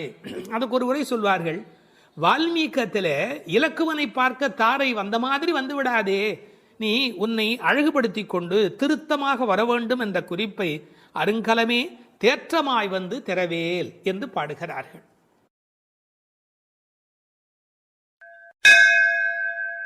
திருப்பாவை 11ஆம் பாட்டு. கற்றுக்கரவை கணங்கள் பல கறந்து செற்றார் திரளழியச் சென்று செரு செய்யும் குற்றமொன்று இல்லாத கோவலர்தம் பொற்கொடியே புற்றரவு அல்குல் புனமையிலே போதராய் சுற்றத்து தோழிமார் எல்லாரும் வந்து நின் முற்றம் புகுந்து முகில் வண்ணன் பேர் பாட சிற்றாதே பேசாதே செல்வப் பெண்டாட்டினி எற்றுக்கு உறங்கும் பொருளேலோர் எம்பாவாய். கண்ணனை எண்ணி நோற்காமல் அவன்தான் நம்மை எண்ணி நோற்று இங்கு வரட்டுமே என்று எண்ணி எல்லாவற்றிலும் சிறந்தவளான ஒரு பெண், பக்தி பெண் இந்த பாசுரத்தில் எழுப்பப்படுகிறாள். எல்லாமே கன்றுகள் போல இளமையான பசுக்கூட்டங்கள், பலவற்றை கறப்பதில் ஈடுபட்டு உள்ளவர்கள் இந்த கோபாலர்கள். பகைவர்கள் வந்துவிட்டால் அவர்கள் இருக்கும் இடத்திற்கு சென்று அவர்களது திறமை அழியும்படி போர் புரிய வல்ல குற்றமற்ற போர் வீரர்களை பெற்ற ஆயர் குலத்திலிருந்து வந்த பொன்கொடி போன்றவள் இந்த பெண். புற்றிலே உள்ள நாகத்தின் படம் போன்ற மறைவிடத்தையும் காட்டில் உலவும் மயில் போன்ற சாயலையும் உடையவளே, எழுந்து வா. நமது ஆயர்குடி பெண்கள் எல்லோரும் உன் வீட்டு முற்றத்திலே கூடி மேக நிறமுடைய கண்ணனது திருப்பெயர்களை கூறி பாடி மகிழ்கிறோம். நீயோ அசைவதே இல்லை, வாய் திறந்து பேசுவதும் இல்லை. அப்படி என்ன பெரும் செல்வமடி உனக்கு? இந்த உறக்கத்தில் உனக்கு என்ன அவ்வளவு ஈடுபாடு? எழுந்து வா என வெளியில் உள்ள பெண்கள் உள்ளே உறங்கும் பெண்ணை எழுப்புவதாக அமைந்துள்ள பாடல். இவர்கள் யாரை எழுப்புகிறார்கள்? 3 அடையாளங்கள். கோவலர்தம் பொற்கொடியே, புற்றரவு அல்குல் புனமையிலே, செல்வப் பெண்டாட்டி என்று உள்ளே இருக்கிற பெண் சிறப்பிக்கப்படுகிறார். கோபாலர் என்பது தமிழிலே கோவலர் என்று எழுதுவது வழக்கம். அந்த குலத்தின் தங்க கொடி ஸ்வர்ணலதா, ஸ்வர்ணலதா என்ற வடமொழி சொல்லுக்கு பொற்கொடி என்பது தமிழிலே மொழிபெயர்ப்பு. இவள் ரொம்ப செல்வாக்கு மிக்கவள், பேரழகி. இந்த கோவலர் என்பதை அழகான வித்தியாசமான பல பொருள் சொல்வது வழக்கம். கோ பலர், அதாவது வாக்கிலே வல்லவர் என்று கூட ஒரு பொருள் சொல்வார்கள். கோ அலர், தங்களை தலைவனாக நினைத்ததே அல்ல, கண்ணனுக்கு அடிமையாக மட்டுமே தன்னை நினைத்து கொண்டிருக்கிறவர்கள். இவள் அவர்கள் வீட்டு ஒரு கொடி, கொழுங்கொடி, கொழுகொம்பு தேடுகிற ஒரு கொடி. கோல் தேடி ஓடும் கொழுந்ததே போன்று மால் தேடி ஓடும் மனத்தள் ஆவிக்கோர் பற்று கொம்பு, இதெல்லாம் ஆழ்வார் திருவாக்கு. இவள் மனம் எப்போதும் கண்ணபெருமானை நோக்கி போய்கொண்டிருக்கும். ஒரு கொழுகொம்பாகிய இறைவனை தேடி போவதாலே இவள் கொடி, ஆனால் பொற்கொடி.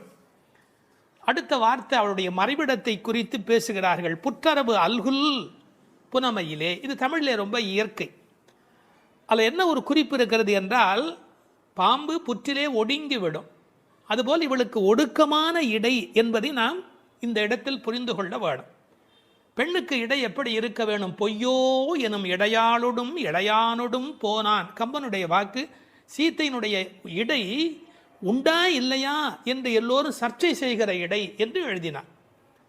இந்த புற்றரவு அல்குல் என்பதை கொஞ்சம் விளக்கம் சொல்லுகிற ஆச்சாரியர்கள் அது மறைந்திருப்பதையும், குளிர்ச்சி, பாம்பு புற்றுக்குள் மறைந்திருக்கும், புற்றுக்குள்ளே எப்போதும் வெப்பம் குறைவாக இருக்கும். நான் ஒரு குறிப்பு படித்தேன், 23 டிகிரி செல்சியஸ் அந்த சூட்டில் தான் உள்ளே இருக்குமா பாம்பு குடியிருப்பதற்கு விரும்புமா.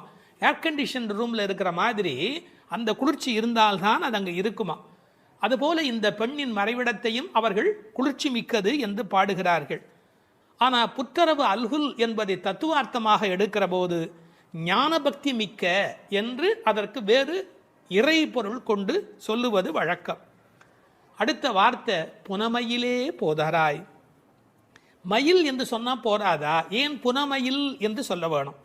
நீங்கள் என்னதான் வளர்த்தாலும் ஒரு மிருகக்காட்சி சாலையில் இருக்கிற மயில் அதில் ஒரு வளப்பம் இருக்காது. காட்டிலே இயற்கையோடு இயற்கையாக ஆடிக்கொண்டிருக்கிற மயில் இருக்கு, செழிப்பாக இருக்கும். காட்டு மயில், புனம்னா காடு, காட்டிலே இருக்கிற மயில். வளர்ப்பு மயிலுக்கு இல்லாத அழகு காட்டில் இருக்கிற மயிலுக்கு வனப்பு மயில். அது கண்ணுக்கு மிகவும் இனிமை தருவது மயில். கருங்கண் தோகை மயில் பீலி அணிந்து, கண்ணபெருமான் மயிலை விரும்புகிறவன், அதான் தலைமையிலேயே சூடிக்கொண்டிருக்கிறான். எனவே இவளை விரும்புவதற்கான வாய்ப்பு அதிகம். இன்னொரு கோணத்தில் பிரதிவாதி பயங்கரம் சுவாமிகள் ஒரு அருமையான கருத்து சொல்வார்கள். ஆச்சாரியனை குறித்து அவர்கள் எல்லா பாடலுமே ஆச்சாரியனோடு தொடர்பு படுத்தி பேசியிருக்கிற ஒரு பேச்சு, அற்புதமான பேச்சு அது. அந்த மயிலுக்கும் ஆச்சாரியனுக்கும் என்ன தொடர்பு என்று அனுபவிக்கிறார்கள். ஆனந்தம் வந்து விட்டால் மயில் தோகை விரிக்கும். ஆச்சாரியனும் அப்படித்தான், ஆனந்தம் வந்து விட்டால் தன்னுடைய வாக்கில் விஸ்தாரமாக பல பொருள்கள் சொல்ல தொடங்கி விடுவார்.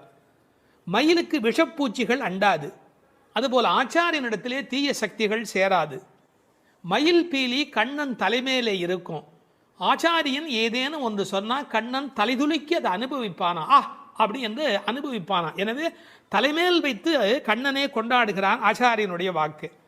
பாம்பு பயந்து ஓடும், விஷத்தன்மை உடையவர்கள் ஆச்சாரியனை பார்த்தால் விலகி ஓடி விடுவார்கள் என்று என்ன அழகு பாருங்கள். முழுக்க இந்த புனமையிலே என்பதை ஆச்சாரியனோடு சம்பந்தப்படுத்தி பேசுவார்கள் ஸ்ரீ பிரதிவாதி பயங்கரம் அண்ணங்கராச்சாரிய சுவாமிகள். இந்த புனமையில் என்பதில் இன்னும் ஒரு அழகு, மயில் புனத்தை சிறப்பிக்கிறது. காட்டுக்கு அழகு அப்படின்னா மயில் தான் காட்டுக்கு அழகாக இருக்கிறது. அது மாதிரி எங்கள் கூட்டத்துக்கு நீ புனமயில், எங்கள் கூட்டம் காடு போல நீ வந்தால்தான் எங்களுக்கு அழகு என்பதை புனமயில் என்பது குறிப்பிட்டது. நீ வந்து கதவை தர, ஏன் மயில் நடப்பதை பார்க்க வேண்டும் அல்லவா, மயில் நடந்து வருகிற அழகை நாங்கள் அனுபவிக்க வேண்டும் அல்லவா, எனவே உன் மயில் நடை காண வேண்டும், வாராய். செல்வ பெண்டாட்டி என்று விളിக்கிறார்கள். அடுத்தது, இவள் தலைமகள், குலம் தரும் செல்வம் தந்திடும் என்கிற அத்தனை செல்வமும் உடையவள், கண்ணனுக்கு மிக மிக வேண்டியவள். கண்ணனுடைய அழகை பற்றி சொல்லுகிற போது உரையாசிரியர் எழுதுவார், அது ஆண்களை பெண்களாக்கும், பெண்மையுறச் செய்யும் அன்று. அது மாதிரி இவள் அழகு எப்படி என்றால் பெண்களை ஆண்மையுறச் செய்யும் பேரழகு, செல்வ பெண்டாட்டி என்று சிறப்பித்தார்கள். இப்போ அந்த ஆயர்பாடியிலே அவர்கள் கறந்து பால் கறந்து அவர்கள் எப்படி வாழுகிறார்கள் என்ற தன்மை பேசப்படுகிறது. கற்று கறவை கணங்கள் பல கறந்து, கன்று உடைய கறவை, ஏன்னா கன்றுக்குட்டி இருந்தால் தான் அது பால் ஈனும். சார் அந்த ஆச்சரியம் என்ன என்று கேட்டால், அங்கே கிழட்டு மாடே கிடையாது, எப்போதும் இளமையுடைய மாடு தான் அங்கே இருக்கும். எனவே அது கற்று கறவை கணங்கள் பல கறந்து, எக்கச்சக்கமான மாடுகள். இந்த ஆயர் சலிப்பதே இல்லை. பரதநாட்டியம் கற்றுக்கொள்கிற பெண்களை சொல்வார்கள், மண்டி போட்டு பாரு அப்படிம்பாங்க. அது மாதிரி பால் கறக்கிறவர்கள் குத்த வச்சு உட்காந்து பால் கறப்பார்கள். எக்கச்சக்கமான ஸ்டாமினா, உடல் பலம் இருந்தால் தான் தொடர்ந்து உட்காரவே முடியும். நீங்கள் சாதாரணமாக உட்காந்துடலாம், ஆனால் குத்த வச்சு உட்காரது இருக்கும் பாருங்க. பரதநாட்டியம் ஆடுகிறவர்களுக்கு முதல் பயிற்சி அதுதான். பால் கறக்கிற அந்த கோபாலர்களுக்கு இயல்பிலேயே வரிசையாக மாட்டை கறந்து உடல் பலம் எக்கச்சக்கமாக இருக்கும். பல கறந்து, இந்த கன்று என்பது கற்று என்று எழுதுகிறார்கள். ஏன்னா மெல்லினமாக தான் இருக்கணும் கன்று. அது எப்படி வல்லினம் ஆயிட்டுனா, கண்ணுக்குட்டி மாதிரியா இருக்குது, அதுவே அவ்வளோ வலிமையாக துள்ளி குதிச்சுக்கிட்டு இருக்குது, அப்புறம் கன்றுன்னு எப்படி சொல்கிறது, அது கற்று. இதுக்கும் ஆழமான ஒரு உரை சொல்லுகிற வழக்கம் எப்படின்னா, கல்வி கற்று அப்படின்னா கல்வியின் மூலமாக, அதாவது இது கண்ணுக்குட்டி அப்படிங்கிற அர்த்தத்தை தாண்டி நிறைய கல்வி கற்ற சிஷ்ய கோடிகளோடு ஆச்சாரியன் வருகிற பேரழகு, இப்படி ஆச்சாரியனோடு சம்பந்தப்படுத்தி அந்த பாடலுக்கு விளக்கம் சொல்வது உண்டு. பசுவனுடைய சிறப்பை சொல்வதாக இருந்தால், அந்த கோதூளி, அதனுடைய கால் தூசிக்கு பெருமை அதிகம். அந்த பசுவினுடைய அந்த கொட்டில் இருக்கு இல்லையா, மாட்டு கொட்டில், அங்கே போய் உட்காந்தா மன அமைதி கிடைக்கும்.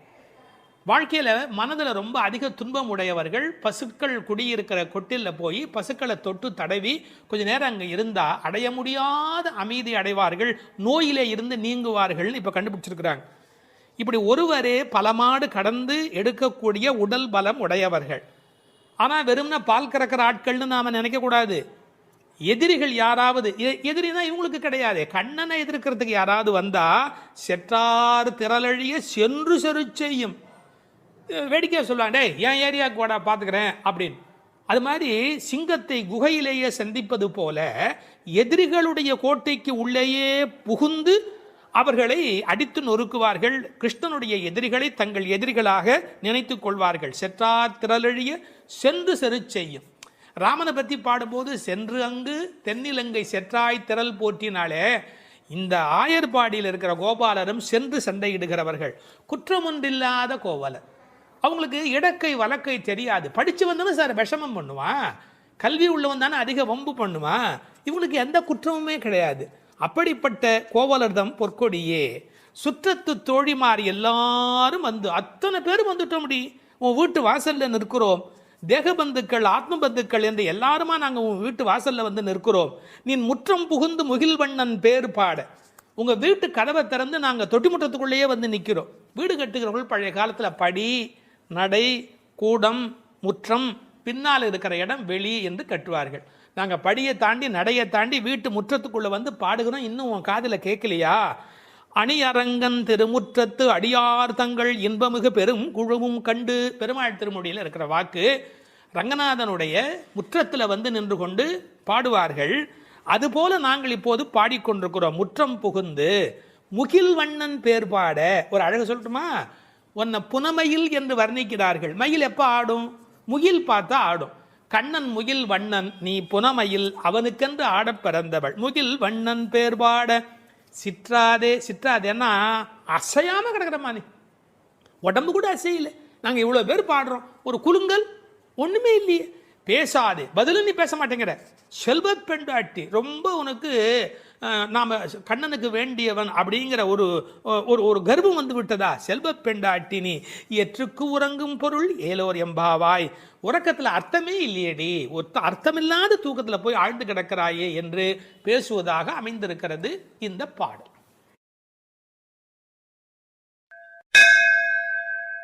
12ஆம் பாடல். கனைத்திளம் கற்றெருமை கன்றுக்கு இறங்கி நினைத்து முலை வழியே நின்று பால் சோர நனைத்தில்லம் சேராக்கும் நற்செல்வன் தங்காய் பனித்தலை வீழனின் வாசல் கடை பற்றி சினத்தினால் தென்னிலங்கை கோமானை செற்ற மனத்துக்கு இனியானை பாடவும் நீ வாய் திறவாய். இனித்தான் எழுந்திராய் ஈதன்ன பேருறக்கம் அனைத்தில்லத்தாரும் அறிந்தேலோர் எம்பாவாய். இதனுடைய பொருள், கன்றை பிரிந்த எருமை தன் கன்றை நினைத்து கனைத்து அந்த நினைப்பால் தனது காம்புகளிலிருந்து விடாது பால் பொழிவதால் வீடெல்லாம் பால் வெள்ளமிட்டு சேராகி கிடக்கின்ற வீட்டின் தலைவனான பெரும் செல்வத்தை பெற்றிருப்பவனது தங்கையே. முன்பு பெரும் கோபத்தால் தென்னிலங்கை மன்னனான ராவணனை அழித்து ஒழித்த மனத்திற்கு இனியவனான ராமபிரானை புகழ்ந்து மார்கழி மாத பனி தலையில் விழுந்து கொண்டிருக்க நாங்கள் உன் வீட்டு வாசலில் கீர்த்தனம் செய்வதை கேட்டும் நீ உறங்கலாமா? கதவை திற. பொழுது விடிந்து இன்னும் நீ உறங்குவது எல்லா வீட்டாருக்கும் தெரிந்து விட்டது. இனியாவது எழுந்திரு, என்ன இது பெரிய உறக்கம் என்கிறார்கள். இந்த பாடலில் எழுப்பப்படுகிறவள் கண்ணபெருமானுடைய நெருங்கிய நண்பனுடைய தங்கை. அவளை எழுப்புகிற போது நற்செல்வன் தங்காய் என்று அவர்கள் அன்போடு அழைக்கிறார்கள். சூழலை முதலில் வர்ணிக்கிறார்கள். ஒரு எருமை அவிழ்த்துவிட்ட பிறகும் பால் கறவாமல் விட்டுவிட்டதால் தன் கன்றை நினைத்து அது பால் பொழிகிறது. அதனால் வீடு சேராகிறது. கனைத்திளம் கற்று எருமை கன்றுக்கு இறங்கி நினைத்து முலைவழியே நின்று பால் சோர என்று பாடலிலே வருகிறது. பக்தி இலக்கியங்களுடைய அடிப்படை நாதமே அன்புதான் பிரமாதம். உண்மையிலேயே வாழ்க்கை ஒரு அறிவுபூர்வமான ஏற்பாடு அல்ல, அது அன்பு பூர்வமான ஒரு ஏற்பாடு. ஒரு எருமையே இப்படி இருக்குமானால் இறைமை என்ற இறை தத்துவத்தில் ஈடுபட்டவர்கள் எவ்வளவு இரக்கத்தோடு இருக்க வேண்டிய கடமை உடையவர்கள். எருமை மாடு கன்றுக்கு இறங்கி பால் சொரிவதை கவிச்சக்கரவர்த்தி கம்பன் பாடிக்காட்டி இருக்கிறார். எருமைகள் பால் பொழிய அன்னக்குஞ்சுகள் அந்த பாலை அருந்தி மகிழ்ந்தன என்று ஒரு கற்பனையிலே பாடுகிறார். சேல் உண்ட ஒன்கணாரின் திரிகின்ற செங்கால் அன்னம் மால் உண்ட நளினப்பள்ளி வளர்த்திய மழலை பிள்ளை கால் உண்ட சேற்று மேது கன்று உள்ளி கனைப்பச் சோர்ந்த பால் உண்டு துயில பச்சை தேரை தாலாட்டும் பண்ணை என்று எழுதுகிறார். நாட்டு வளத்தை எழுதுகிற போது தாமரைப்பூவில் உறங்கிக் கொண்டிருக்கிற அன்னக்குஞ்சுகளுக்கு எருமை மாடு தன்னுடைய கன்றை நினைத்து சொரிந்த பால் அவைகளுக்கு கிடைத்தன என்று கோசல நாட்டு வளத்தை பாடுகிற போது குறிப்பிடுகிறார். உண்மையிலேயே இந்த எருமைகள் இப்படி பால் கறக்கும் என்கிற தன்மையினை வேறு ஒரு வகையில் சங்க இலக்கியத்தில் ஒரு புலவர் பாடி காட்டியிருக்கிறார். வெள்ளி வீதியார் என்ற ஒரு புலவர். அவர் வேறு ஒரு கோணத்தில் சொல்லுகிறார். காமத்தை பற்றி பாடுகிற போது தலைவன் வந்து எங்களை அனுபவிக்கவில்லை, எங்கள் இளமையோ வீணாகிறது, எங்களுக்கும் பயனில்லை அவனுக்கும் பயனில்லை, உடம்பில் பசலை நோய் வந்து துன்பப்படுகிறேன் என்று எழுதுகிறார். கன்றும் உண்ணாது கலத்தினும் படாது நல் ஆண் தீம்பால் நிலத்து உக்காங்கு. அவர் பசு என்று எழுதுகிறார். இது சங்க இலக்கிய பாடல். ஆண்டாள் சங்க இலக்கியங்களை படித்தவள் என்பதற்கு இது ஒரு அடையாளம். கன்றும் உண்ணாது கலத்தினும் படாது நல்லான் தீம்பால் நிலத்து உக்காங்கு எனக்கும் ஆகாது என்னைக்கும் உதவாது பசலை உணியர் வேண்டும் என்று குறுந்தொகையிலே வெள்ளி வீதியார் என்ற புலவர் எழுதி காட்டியிருக்கிறார்.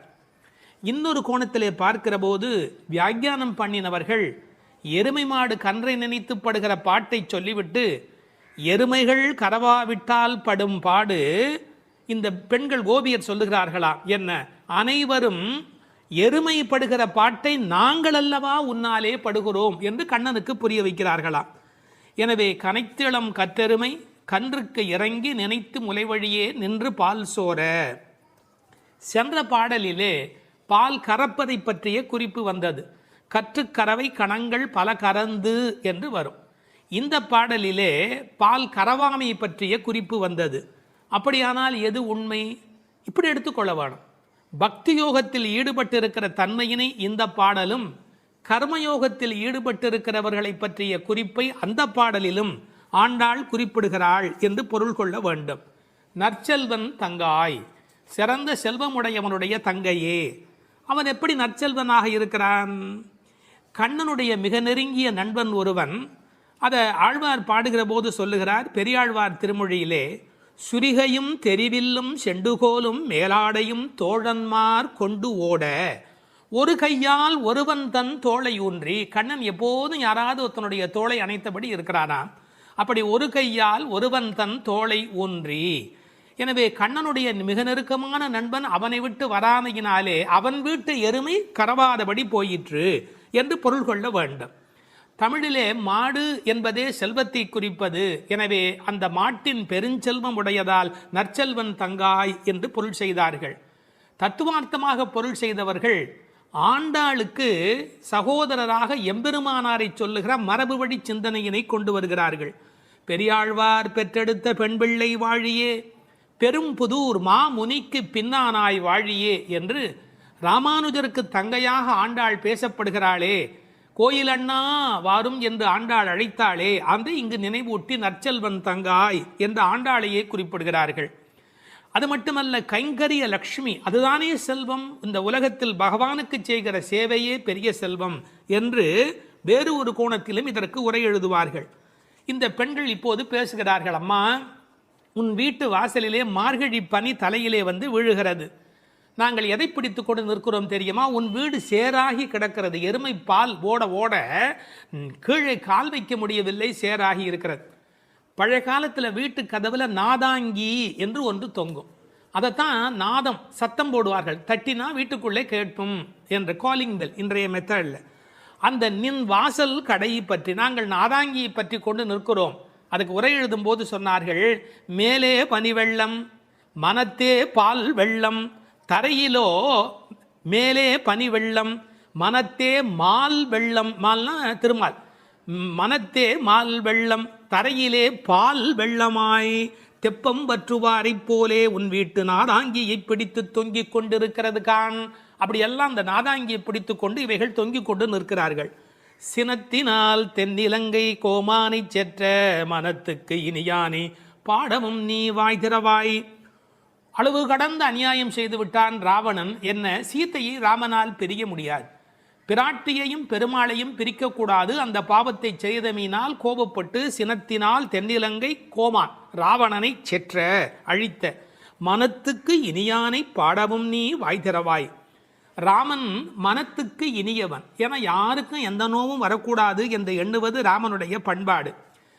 எப்படி என்று குகனை போன்ற அன்பர்கள் வருகிறார்கள். இவன் தாழ்ந்தவன் என்று நினைக்கல, ஏழை ஏதலன் கீழ்மகன் என்னாது அவனோடு அன்பு பாராட்டுகிறார்.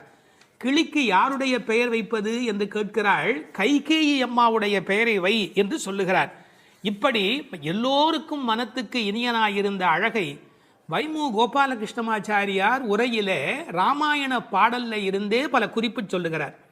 மனத்துக்கினியானே என்ற தொடர்க்கு நட்பினர் நொதுமலாளர் பகைவர் ஆகிய மூவகையர் மனத்துக்கும் இனியவன் என்று பொருள் கொள்ளலாம். குகன விடுங்கள். அடுத்தாற் போல வாலிக்கும் ராவணனுக்கும் கூட இனியனாயிருந்தான் என்றோ, மூக்கும் காதும் வெம்முரண் முலை கண்களும் முறையால் இழந்து அரற்றிய சூர்ப்பனகையும் போக்கினீர் என் நாசி பொய்த்து என் என்றும் மேக்குயரும் நெடுமூக்கு மடந்தையர்க்கு மிகையன்றோ என்றும் பிழை செய்தீரோ என்றும் சூர்ப்பனகை ராமனை புகழ்ந்து பாடுகிறாள். மார்பில் ராமபானம் பாய்ந்து நின்ற நிலையும் வாலி ஓவியத்து எழுத ஒண்ணா உருவத்தாய் என்று சொல்லுகிறான். ஆவி போம் வேலைவாய் அறிவு தந்து அருளினாய் என்று பேசுகிறான். ராவணன் மாலியவானிடத்திலே வந்து சொல்லுகிற போது நாசம் வந்துற்ற காலை நல்லதோர் பகையை பெற்றேன் என்றார். அது மட்டுமல்ல, ராமனுடைய தோற்றத்தை பார்த்துவிட்டு சொல்லுகிறான். ராகவன் மேனி நோக்கி தீயன கொடிய வீர சேவகச் செய்வை கண்டால் நாயன தகுதும் அன்றே காமனும் நாமும் எல்லாம் என்று பகைவனை கொண்டாடுகிறான் ராவணன். எனவே ராமனிடத்தில் எல்லோரும் அன்பு பாராட்டுகிற காரணத்தினாலே அவன் மனத்துக்கு இனியவனாக இருக்கின்றான். அந்த மனத்துக்கு இனியானை நாம் பாட இனித்தான் எழுந்திராய். ராமாயணமே சொல்லிவிட்டோம், இன்னும் நீ எழவில்லையே, ஈதென்ன பேருறக்கம். இந்த உறக்கம் நியாயமா? இப்படி தூங்கி தொலைக்கிறாயே. அனைத்தில்லத்தாரும் அறிந்தார். உனக்கு வெக்கமா இல்லை? பக்கம் வீடு எதிர் வீடு எல்லாருமே நீ எழவில்லை என்பதை தெரிந்து வைத்திருக்கிறார். மனிதர்களுடைய இயல்பு தன்னை பற்றி அக்கம் பக்கம் என்ன நினைக்கும் என்கிற ஒரு கூச்ச சுபாவம் உண்டு. அதை இந்த இடத்துல எடுத்து சொல்லி அனைத்தில்லத்தாரும் அறிந்து என்று உரை எழுதினார்கள். ராமானுஜரை நினைவூட்டி உரையிலே இன்னொரு குறிப்பு சொன்னார்கள். திருக்கோஷ்டியூர் கோபுரத்தின் மேல் ஏறி திருவெட்டெழுத்தினுடைய பொருளை ஓரான் வழி உபதேசமாக வருகின்ற ஒன்றை கூட எல்லாரும் அனைத்தில்லத்தாரும் அறியும்படியாக சொன்னவர் ஸ்ரீ ராமானுஜர் அல்லவா? அவரை இந்த இடத்தில் நினைவு கூர்ந்து இந்த பாடல் நிறைவு பெறுகிறது.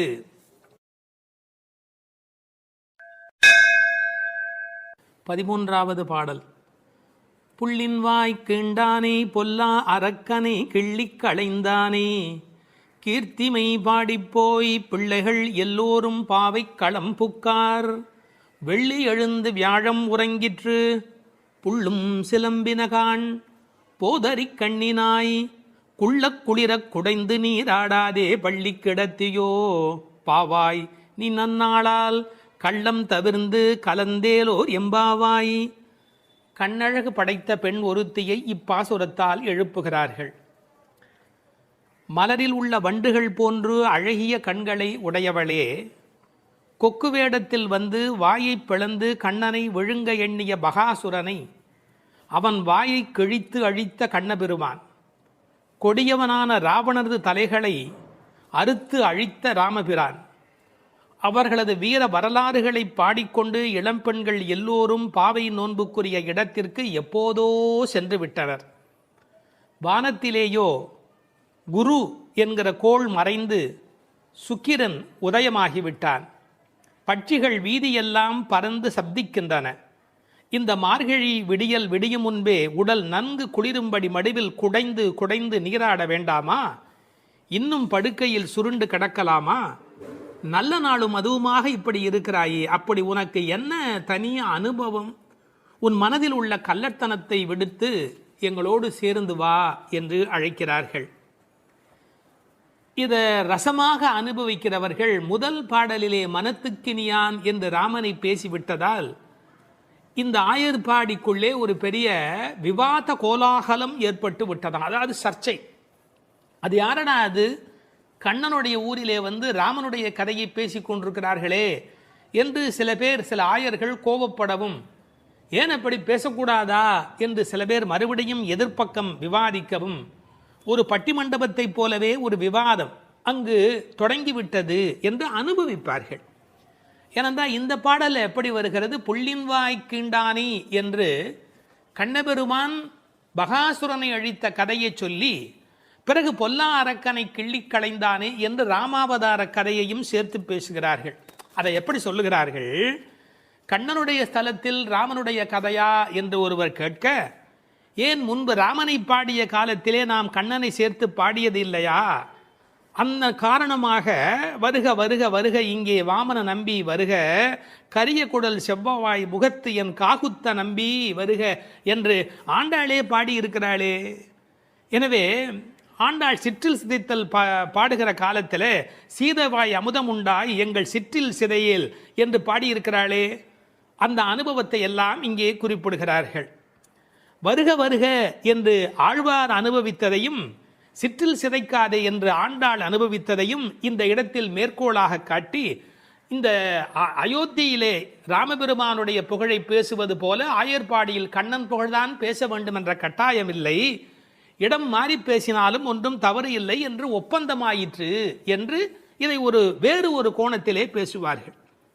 தீவிர பற்று உடையவர்கள் எப்போதும் இது போன்ற பிரச்சனைகளில் ஈடுபடுவது என்பது தவிர்க்க முடியாதது.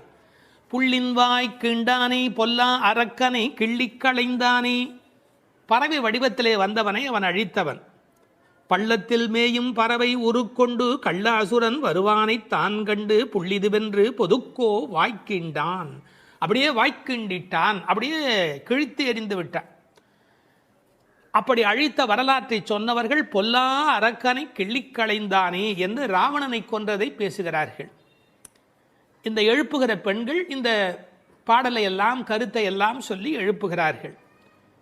உரை கண்டவர்கள் கேட்டார்கள், பொல்லா அரக்கன் என்று ராவணனை குறிப்பிட்டால் நல்ல அரக்கன் உண்டோ? என்ன நயம் பாருங்கள்.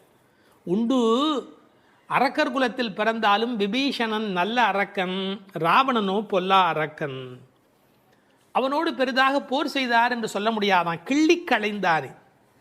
தமிழில் ஒரு பழக்கம் உண்டு, யாராவது ரொம்ப அலட்சியமாக நினைச்சா என்ன கிள்ளுக்கிறேன்னு நினைச்சுக்கிட்டியா என்று கேட்பார்.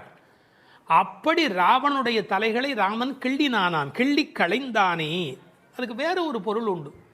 தன்முனைப்பு உள்ளவர்கள் பரமாத்மாவால் அழிக்கப்படுவார்கள் என்கிற அந்த உணர்வு 10 தலை ஒருவருக்கு உண்டு என்ற கதையை அப்படியே எடுத்துக்கொள்வதை விட, பன்முகமாக ஆசை தலி விரித்து ஆடுகிற போது ஒருமுகமுடைய பரமாத்மா மனதை நாம் ஒருமுகப்படுத்தினால் நமக்கு உள்ளே இருக்கிற பன்முகம் அழிந்து போகும் என்று உருவகமாக எடுத்துக்கொண்டு அனுபவிப்பவர்களும் உண்டு. இப்படி ராவணனை அழித்த வரலாற்றை பேசி கீர்த்திமை பாடிப்போய் பிள்ளைகள் எல்லோரும் பாவை களம் புக்கார். இந்த நெல் பயிரிடுகிற இடத்துக்கு நெற்களம் என்று பெயர், அதுபோல் பாவையின் நோன்பு நோற்கிற இடத்துக்கு பாவைக்களம் என்று பெயர். யாருடைய புகழை பாடுகிறார்கள்? கீர்த்திமை பாடி, ராமன் கண்ணன் இருவருடைய புகழையும் பாடி, கீர்த்தி புகழை பாடி, பிள்ளைகள் எல்லோரும் சின்ன குழந்தைகளாகிய பெண் பிள்ளைகள் எல்லாரும் சேர்ந்து பாவைக்களம் புக்கார். அவங்கெல்லாம் நோன்பு நோக்கிற இடத்துக்கு போய்விட்டார்கள், நான் மட்டும் உனக்காக இங்கே நின்று கொண்டிருக்கிறேன், சீக்கிரம் வாடி என்பது போல் பேசுகிறார். இப்போது பொழுது வெடிந்து விட்டது என்பதில் அடையாளம் ரொம்ப நுட்பமான ஒரு அடையாளம். வெள்ளி எழுந்து வியாழம் உறங்கிற்று. அதாவது வெள்ளிக்கிழமை தோன்றிவிட்டது, வியாழக்கிழமை முடிந்து விட்டது இல்லை, குரு ஹோரை போய்விட்டது, சுக்கிரஹோரை தொடங்கிவிட்டது. அது இன்னொரு கோணம். வானியலை பற்றி நன்கு ஆய்வு செய்தவர்கள் ஒரு குறிப்பிட்ட காலத்திலே சுக்கிரனுடைய எழுச்சியும் வியாழனுடைய அந்த இறங்கு முகமும் ஒன்றாக நடக்கும் என்று குறிப்பிடுகிறார்கள். சுஜாதா அவர்கள் இதை வைத்துக்கொண்டு கிபி 885 என்று உறுதி செய்ய முடியும் என்று ஒரு கட்டுரையிலே எழுதியிருக்கிறார்கள்.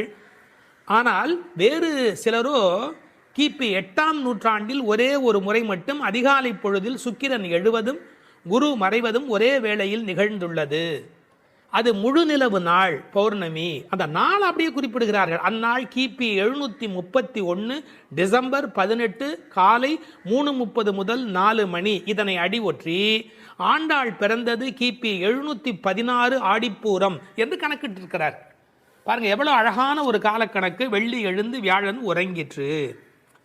புள்ளும் சிலம்பின, முன்னர் ஒரு முறை புள்ளும் சிலம்பின என்ற பாடல் வந்திருக்கிறதே, அதெல்லாம் கூட்டுக்குள்ளே. இப்போ வெளியில் பறவைகள் எல்லா இடங்களிலும் திரிந்து அவை இப்போது சப்தம் எழுப்பிக் கொண்டிருக்கின்றன. இந்த இடத்துல புள்ளும் சிலம்பியதை பற்றி சொல்லுகிற போது உரையாசிரியர்கள் இதை ஆசிரிய பெருமக்களோடு ஆச்சாரிய பெருமக்களோடு இணைத்து பேசுவது வழக்கம். குயில் அதுபோல சில ஆச்சாரியர்கள், கொக்கு அதுபோல, அன்னம் போல, கருடன் போல என்று பறவையோடு அவர்கள் ஓமிக்கத்தக்கவர்கள். கண்டத்வனியிலே, அதாவது குரல் வளத்திலே அவர்கள் குயில் மாதிரி. ஏகாகிர சிந்தையில், எப்போதும் மனம் ஒருமுகமாக இருத்தலில் கொக்கு போல, கொக்கொக்கு கூம்பும் பருவத்து என்பார் திருவள்ளுவர். சாரத்தை கிரகித்துக் கொள்வதிலே அன்னபக்ஷி போல, அன்னத்தைப் போல. கைங்கரியம் என்ற தொண்டு செய்வதிலே கருட பட்சியைப் போல, பல்லடிமை திறத்தினாலே என்று பறவையை அப்படியே அடியார்களோடு ஒப்பிடுவதும் வழக்கம். போது அறி கண்ணினாய், போதுன்னு சொன்னால் முட்டு என்று பொருள். தமிழ் ஒரு அழகான மொழி. அரும்பு, முகை, முகிழ், மொட்டு, மலர். பாருங்க, மலருடைய பல நிலைக்கும் பேர் இருக்கு, இன்னும் கூட இருக்கு.